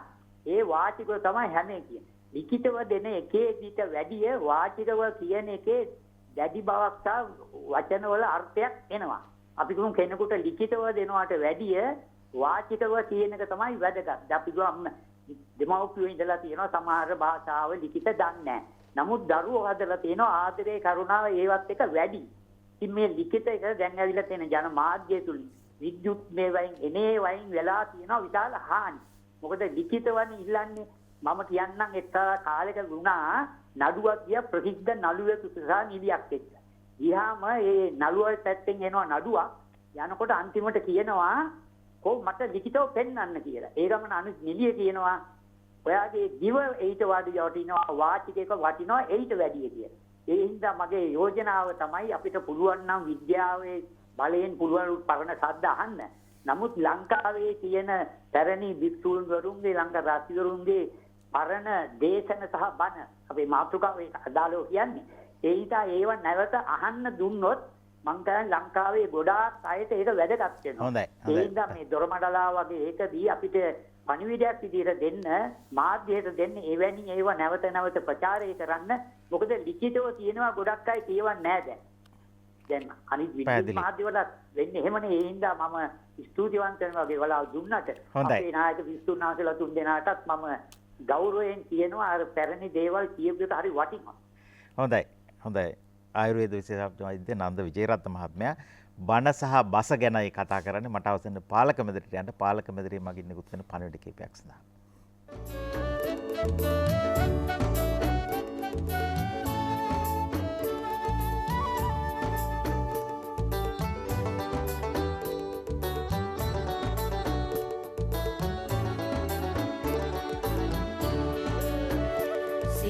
යක ඇසි දිසි සරසවි පින්දින දොරින් දොරට දොර මඩලාවයි වන සහ බස ගැන යත් දොරමඩලාවෙන් කතා කරන අපේ ගෞරවනීය ස්වාමීන් වහන්සේ. අසද මහත්තයා මේ ප්‍රශ්න දෙකක් ඉස්සරලා ඇහුවනේ මහත්තුරු දෙන්නේ. එක මහත්තයෙක් ඇහුවා මේ බණ සිංහලෙන් ගාථා තේරුම් දන්නේ නැතුව කිව්වහම පිං අඩුද කියලා. පිං වල භාෂාත්මක අඩු වැඩියක් වෙන්නේ නැහැ. එතකොට සමහරට කෙනෙකුට හිතෙන්න පුළුවන් ඉංග්‍රීසියෙන් කිව්වහම වැඩි වගේ පිං. ඒ හින්දා සිංහලෙන් කියනවද පාලියෙන් කියනවද කියන කතාව අපිට සිංහලයන් හැටියට අපිට දැනෙන දෙයක්. ඒක නිසා භාෂාවක භාවිතයෙන් මේ පින්පව් අඩු වැඩි වීමක් වෙන්නේ නැහැ. තේරෙන එක නොතේරෙන එක දෙක වෙන්න සිද්ධ වෙනවා. හැබැයි සමහර ඒවා අපි කියන්නේ තේරුම් ගන්නම නෙමෙයි. දැන් ওই මන්ත්‍ර මතුරන්නේ තේරිලාය. මන්ත්‍ර අපි සන්න ලියන්නේ නැහැ, තේරුම් ගන්නෙ නැහැ. තේරුම් අපි අහන්නෙත් නැහැ. රෑ ලිවෙනකම්ම පිරිත් අහන්නේ අපි පිරිත් තේරිලා නෙමෙයිනේ. ඒ හින්දා අපිට තේරුම් ගන්න ඕන ඒවට අටුවා ටීකා ටිප්පණි ගැටපද සන්න ඕන තරම් තියෙනවා. හැබැයි තේරුම් ගන්න ඕනේ නැත්තම් සජ්ජායනාවක් හැටියට තියෙනවා. ඒක හින්දාමනේ ඔය මේ පිරිත් සිංහලෙන් නොකිය යුත්තේ. පිරිත් තේරුම් ගන්න ඕනේ නම් පිරිත් වල තියෙන එක තේරෙන්න ඕනේ නම් පිරිත් පොතේ සන්නේ තියෙනවා. ඊට අමතරව ඒ පිරිත් පොතේ තියෙන පිරිත් සූත්‍ර පිටකයේ වෙන වෙන ස්ථානවල තියෙනවා. ඒවා තේරුම් ගන්න ඒ ස්ථානවලට යන්න පුළුවන්. හැබැයි මේ වෙලාවේදී පිරිත් පොතේ තියෙන පිරිත පාලියෙන්ම කියවිය යුතු වන්නේ සජ්ජායනා කරන්න ඕන නිසා. ඒ සජ්ජායනාව එන්නේ පාලියෙන්ම නිසා. ඒ සජ්ජායනාවෙන් අපි බලාපොරොත්තු වෙන්නේ සජ්ජායනාව මිසක් තේරුම් ගැනීම නෙමෙයි නිසා. දෙවෙනි ප්‍රශ්නේ තමයි අර ඡන්දසට නැගීම. බුද්ධ වචනේ ඡන්දසට නගලා නැහැ. එකක් මේක තේරුම් ගන්නේ නැහැ. සමහර කෙනෙක් හිතනවා ඡන්දස කියන්නේ වෘතය කියලා. වෘත්ත කියන්නේ එකක්, ඡන්දස් කියන්නේ තව එකක්. කවියට නගනවා කියලා කියන්නේ වෙන එකක්, ඡන්දසට නගනවා කියලා කියන්නේ තවත් එකක්. ඇත්ත වශයෙන්ම ඡන්දසාරෝපේය කියලා කියන එකට දීලා තියෙන වචනේ සංස්කෘතයට නගනවා කියලා දීලා තියෙනවා. චන්දූ නිදානං ගාථානං කියලා තියෙනවනේ. තියෙනවා. ගාථාවත් ඡන්දස හැබැයි අරකනම් ඔය වේදවිය සක්කත භාෂා කියලා තියෙනවා. සක්කත භාෂා කියලා තියෙනවා. එතකොට ඡන්දස් කියලා කියන්නේ කවිවල තාලෙටම නෙමෙයි. ඒක වෙන ශාස්ත්‍රයක්. ඡන්දස් ශාස්ත්‍රය කියලා කියන්නේ. වෘත්ත කියලා කියන්නේ ඡන්දසක් ඇතුලේ තියෙන එකක්. එහෙනම් ඔය දිග මාත්‍රිකා අර ඡන්දසට නගනවා කියන්නේ කෙලින්ම කවියට නගනවා කියලා කියන එකම නෙවෙයි. අරත් බුද්ධ වචනය කවියට නගලා නැහැ. බුද්ධ වචනේ ඡන්දසට නගලා නැහැ. බුද්ධ වචනයට දෙන අර්ථ නිර්වචන හා කතන්දර කවියට නගලා තියෙනවා වෙන්න පුළුවන්. ඒක නිසා මේ ප්‍රශ්න දෙක මග නොහැර යා යුතු නිසයි මේ කරුණ දෙක මතක් කළේ. අර්ථකථන සම්ප්‍රදාය ගැනත් අප කතා කරන අපේ ගෞරවනීය ස්වාමීන් වහන්සේ. වසන්ත මහත්තයා දැන් මම හිතන්නේ අපේ කාලේ ගෙවිලා තියෙන නිසා කෙටියෙන් සඳහන් කළොත් එහෙම ලෞතුරා බුදුරජාණන් වහන්සේ සාර අසංකීය කල්පලක්ෂයක් බෝසතාණන් වහන්සේ හැටියට අපි වෙනුවෙන් දුක් විඳලා නැත්තම් උන්වහන්සේට සුමේද තාපසය හැටියටම නිර්වාණ අවබෝධය කරන්න තිබුණා එදා දීපංකර පාදමූලයේදී. මේසා දුක් විඳේ අප වෙනුවෙන්නේ. ඉතින් උන්වහන්සේ ඇති කරපු උන්වහන්සේ අපිට දේශනා කරපු දහම සුරක්ෂිත කොට පවත්වා ගැනීම වර්තමානයේ අපිට පැවරිලා තියෙනවා. එදා මහා කාශ්‍යප මහරහතන් වහන්සේ ඇතුළු 500ක් භික්ෂුන් වහන්සේලා තීරණය කළේ අපි මේ දහම බුදුහාමුදුරු දේශනා කරපු ආකාරයටම පවත්වාගෙන යමු කියලා. කොටිම උන්වහන්සේලා අපේ ගෞරවනීය හාමුදුරන් වහන්සේ හොඳ නිර්වචනයක් පහුගිය දවසක මාත් එක්ක පෞද්ගලිකව කතා කරද්දී කිව්වා අපේ ඉදුරාගාරේ පඬිතුහාරෝ උන්වහන්සේ සඳහන් කරන්නේ දැන් කුද්ධානුකුද්දක ශික්ෂාපදවත් වෙනස් නොකරන බුදුහාරෝ දේශනා කරන්නේ කුද්ධානුකුද්දක ශික්ෂාපද මගේ පරිනිර්වාණයෙන් පස්සේ ඕන වෙනස් කරගන්න කියලා. හැබැයි මහා සංඝරත්නය තීරණය කළා නෑ. ඒකත් ඒ විදිහටම කරගෙන යනවා කියලා. කියන්නේ බුදුහාමුදුරන්ගේ ක්‍රමවේදය ඉස්සරහටම අරන් යනවා කියන එකනේ උන්වහන්සේලාගේ මතය වුණේ.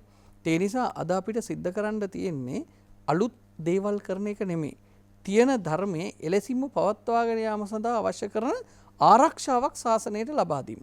ඒ සඳහා තමයි ඇත්තටම ගෞරවනීය මහානායක මාහිමිපාණන් වහන්සේලාගේ ආශිර්වාදය ඇතිව අපි ත්‍රිපිටක සංරක්ෂණ පනතක්.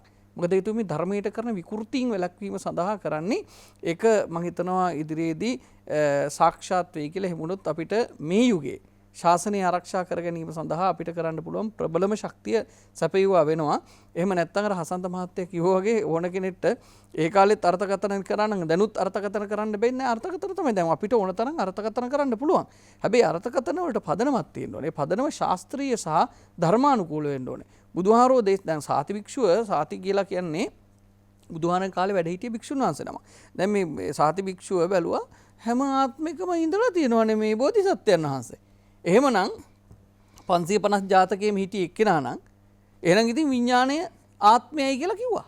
බුදුදහමේ විඥාණය ආත්මය කියලා පිළිගන්නේ නැහැ. බුදුදහමේ විඥාණය කියන එක කතා කරන්නේ අපි දන්නවනේ පංචස්කන්ධ එකක් විතරනේ. ඒතර මේ විඥාණය ආත්මය නෙවෙයි. බුදුහාරු මේ භික්ෂුවට මෝඝ පුරිස මෝඩයා කියලා කිව්වේ. මෝඩේ මේ වැරදි මතයෙන් අයින් වෙන්න කියලා බුදුහාරු දේශනා කළේ. ඒ නිසා බුදුදහමේ අර්ථකථනය කරන්න පුළුවන්. හැබැයි වැරදි දේවල් කියන්න බෑ. හැබැයි දැන් සමහර භික්ෂුන් වහන්සේලා ඕන තරම් අර්ථකථන කළා. ඒතදග්ගම් භික්කවේ මම ශාවකානං සංකිට්ඨේන භාසිතස්ස විත්තාරේ නත්තං විභජන්තානං යදිදම් මහා කච්චානෝ. මහා කච්චාන හාමුදුරුවෝ කෙටියෙන් කියපු දේවල් විස්තරව දේශනා කරන්න දක්ෂ රහතන් වහන්සේ. බුදුහාරෝ තනතුරු පොව දීලා තියෙනවා. ඒ නිසා අර්ථකථනයේ කිසි බාධාවක් නැහැ සන්තපන්තය. තියෙන්නේ අර්ථකථනය නෙමෙයි අර්ථ විලෝපනය, අර්ථ විකෘතිය. ඒ නිසා ඒ විදිහේ කිරීම හරහා මේ නෛර්යානික ශ්‍රී සද්ධර්මයක් විනාශ කරන්න ඉඩ නොදී ඔවුන්ගේ සහායට නොයින්ද අපේ ශ්‍රද්ධාවන්ත ගිහි ජනතාවත් එවැගේම ශාසන මාමක භික්ෂුන් වහන්සේලාත් තථාගතයන් වහන්සේගේ ඒ උත්තරීතර කැපවීම අපි වෙනුවෙන් කරපු ඒ දහම සුරක්ෂිත කරගෙන යාම තමයි අවශ්‍ය වෙන්නේ. ඒ සඳහා මාකාශ පහඳුර ඇතුළු පිරිස ප්‍රථම සංගායනාව, ද්විතීය සංගායනාව මේ අපේ යසහාමුදුර ආදී පිරිස, තෘතීය සංගායනාව මොග්ගලීපුත්තිස්ස මහරහතන් වහන්සේ ඇතුළු පිරිස, ඒ දෙර ලංකාවේදී අලුලෙන් විහාරයේදී ග්‍රන්ථාරූඪ කිරීම, එතනින් පස්සේ අපේ හාමුදුරුවරු ඔය චට්ට සංගායනාව වගේ දිගින් දිගට මේ ධර්මයේ සුරක්ෂිත කරගෙන යාම සඳහා ඒ අවස්ථාවට ගත යුතු පියවර ගත්තා. එතකොට ඒ ගත යුතු පියවර ඒ අවස්ථාවේ ගැනීම තුළ තමයි උන්වහන්සේලා මේ ධර්මයේ සුරක්ෂිත කරගෙන එහෙම නැතුව ඒ හැම වෙලාවකම රාජ්‍ය අනුග්‍රහය ලබා ගත්තා. අප යන්නේ එකක්වත් නිකන් නෙමෙයිනේ. පළවෙනි එක අජාසත් රජු, දෙවෙනි එක කාලාශෝක රජු, තුන්වෙනි එක ධර්මාශෝක රජු. එහෙම දිගින් දිගට රාජ්‍ය අනුග්‍රහය අරගෙන ඒ ගම නගරයටවත් වෙන විතණ්ඩවාදී භික්ෂුන් වහන්සේලාට එන්න ඉඩකඩ නොදී ආරක්ෂා රැකවරණයේදී තියලා ඒ විදිහට කරේ සමහර අය හන ගහලා හංවඩු ගහලා රටින් පිටුහල් කරලා පවා ධර්මයේ සුරක්ෂිත කරගත්තු ඉතිහාසයක් තියෙනවා. ඒ නිසා මේ බුදුදහම කියලා කියන්නේ අර ඔය මේ තලිබාන් වගේ සංවිධානයක් නෙමෙයි. ඒ නිසා මේක ගහලා බැනලා මරාගෙන කරන්න පුළුවන් එකක් නෙමෙයි. හැබැයි ධර්මයට එරෙහිව ධර්මයේ විනාශ කරන්න ඒ අය යම් කටයුතු කරද්දී දහම සුරක්ෂිත කර ගැනීම සඳහා රාජ්‍ය අනුග්‍රහය පවා ලබාගෙන කටයුතු කළා. නිසා වර්තමානයේ ගිහියන් භික්ෂුන් වහන්සේලා අපි හැම දිනාටම පොදු වගකීමක් තියෙනවා. ඒ නෛර්යානික ශ්‍රී සද්ධර්මයේ රැකගන්න ඒ මහා පිනක් දහම රැකලා දෙනවයි කියලා කියන්නේ ඒ ලෞතර බුදුරජාණන් වහන්සේගේ ශ්‍රී සද්ධර්ම අනාගතයට දායාද කරනවා කියලා කියන්නේ ඒ තරම් පිනක් තවත් ඇත්තේ නැහැ. හැම දෙයක්ම සාමග්‍රිය ආරක්ෂා වෙන ආකාරයෙන් විශේෂයෙන් බෞද්ධ ලෝකයේ යම් පුනර්ජීවනයක් තියෙනවා නම් ඒකට හානියක් නොවන ආකාරයෙන් සිද්ධ වෙනවා නම් ඒක තමයි අපි බෞද්ධ හැටියට බලාපොරොත්තු වටින දේවල්. දැන් අපි ගත්තොත් එහෙම සංස්කෘත භාෂාව ගැන අපි පැත්ත කතා කරේ නම් මහායාන ඉගැන්වීම එකත් බෞද්ධ. හැබැයි අපි දන්නවා ථේරවාද ඉගැන්වීමත් එක්ක වෙනස්. හැබැයි ලෝකයට විශාල සේවයක් කරන ඉතා වටිනා ග්‍රන්ථ තියෙනවානේ සංස්කෘතයෙන් ලියවෙච්ච මහායාන ග්‍රන්ථ කොයිතරම් වටින සාහිත්‍යයක්ද, ගැඹුරු සාහිත්‍ය වටින දේවල් ටිකක් තියෙනවා. ඉතින් අපි දැන් මේක බෞද්ධ නෙමෙයි මෙහෙම කියලා අපි ඒක බැහැර කරන්නේ. ඒකත් මේ බෞද්ධ තමයි. ජපානයේ වගේ රටවල් මොන තරම් ලොකු සේවයක් කරනවා. ඒ නිසා හැම දෙයක්ම සාමග්‍රිය ආරක්ෂා වෙන ආකාරයේ සිත සාන්තිය පිණිසම වෙනවා නම් තමයි වඩා හොඳ.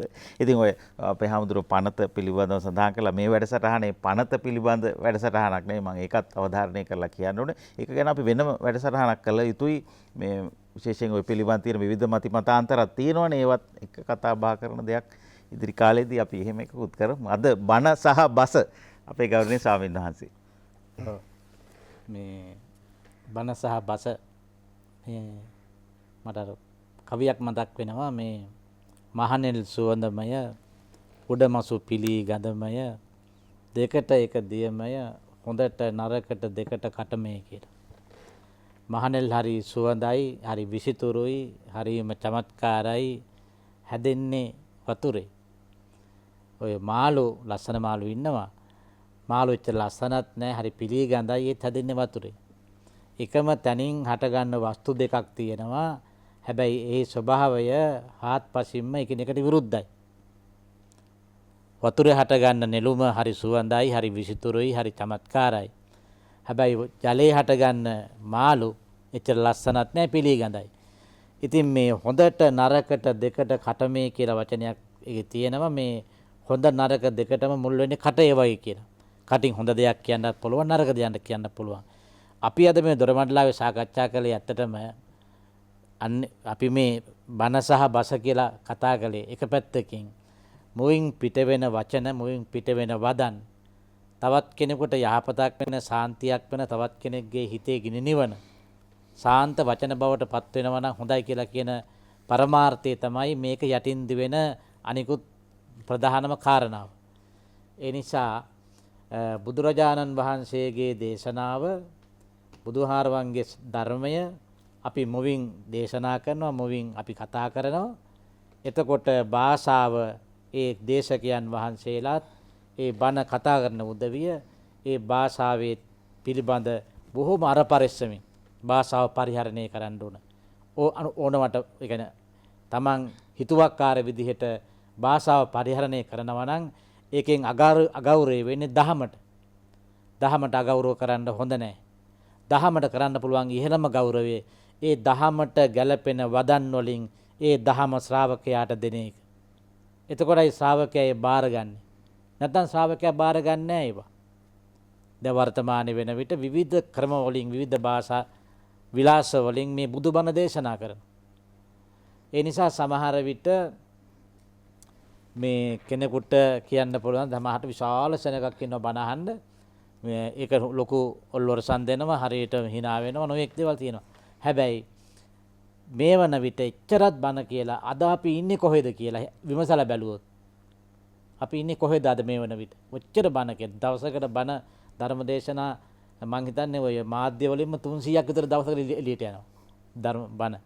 නමුත් එච්චරත් බණ කියලා අපි අද කොහෙද ඉන්නේ කියලා අහුවොත් එහෙම පොඩි ප්‍රශ්නයක් මතුවෙනවනේ. අපි දකින එක හේතුවක් තමයි ශ්‍රාවකයාට ඒ ග්‍රහණය කරගන්න පුළුවන් තාමත්ම කර්ණ රසායන, ඒ වගේම ශ්‍රව්‍ය ගෝචර, ඒ වගේම දහමට බර ධර්මානුකූල වචන වලින් ඒ අපි ශ්‍රාවකයාට ලබා දුන්නා නම් ශ්‍රාවකයා බොහෝම ආශාවෙන්, බොහොම ආදරයෙන්, ගෞරවයෙන් ඒ බණ බාර ගන්නවා.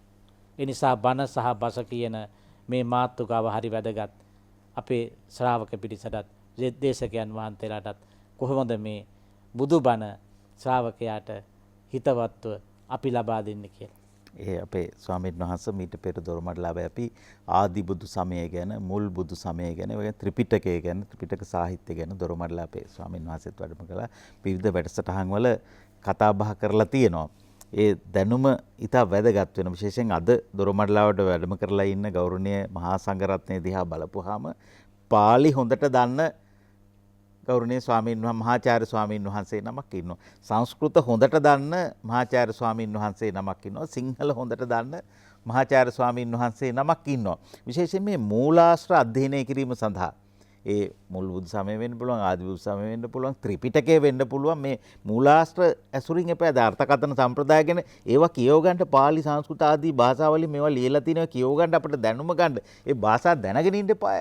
දැන් ඉතින් මම උදාහරණයක් ගත්තට මට වරදවා හිතන්න එපා. දැන් අපේ හාමුදුරුවෝ නිකන් පාලි විදිනවා වගේ පට ගාලා සංස්කෘත අපේ ගල්මංගොඩ මහත්තයා ගත්තොත් නිකන් සටපට ගාලා පාලි විදිනවා වගේ ඒ දැනුමක් තියෙන මූලාශ්‍රයක්.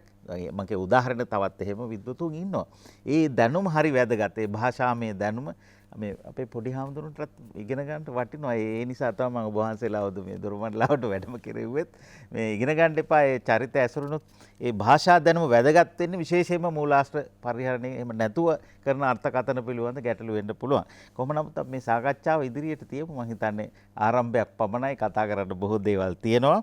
අපේ ගෞරවනීය ජ්‍යෙෂ්ඨ මහාචාර්ය පූජ්‍යපාද ඉඳුරාගාරී ධම්මරතන ස්වාමීන් වහන්සේට අපේ নমස්කාර පූර්ව ගෞරවය පුද කරන්නට කැමැති. කැලණි විශ්වවිද්‍යාලයේ සංස්කෘත හා සහ පෙරදිග ශාස්ත්‍ර අධ්‍යයනාංශයේ ජ්‍යෙෂ්ඨ මහාචාර්ය ස්වාමීන් වහන්සේ, ඒ වගේම ශ්‍රී ජයවර්ධනපුර විශ්වවිද්‍යාලයේ පාලි හා බෞද්ධ අධ්‍යයනාංශයේ මහාචාර්ය පූජ්‍යපාද මැදගොඩ අබේතිස්ස ස්වාමීන් වහන්සේට අපි නමස්කාර පූර්වක ගෞරවය පුද කරන්නට කැමැතියි. ඒ වගේම කැලණි විශ්වවිද්‍යාලයේ සිංහල අධ්‍යයනාංශයේ මහාචාර්ය පූජ්‍යපාද මල්වානේ චන්දරත්න ස්වාමීන් වහන්සේට අපි නමස්කාර පූර්වක ගෞරවය පුද කරන්නට කැමැතියි. නැවතත් දොරමඩලාවෙන් මුණ ගැහෙමු. අයබෝවන්.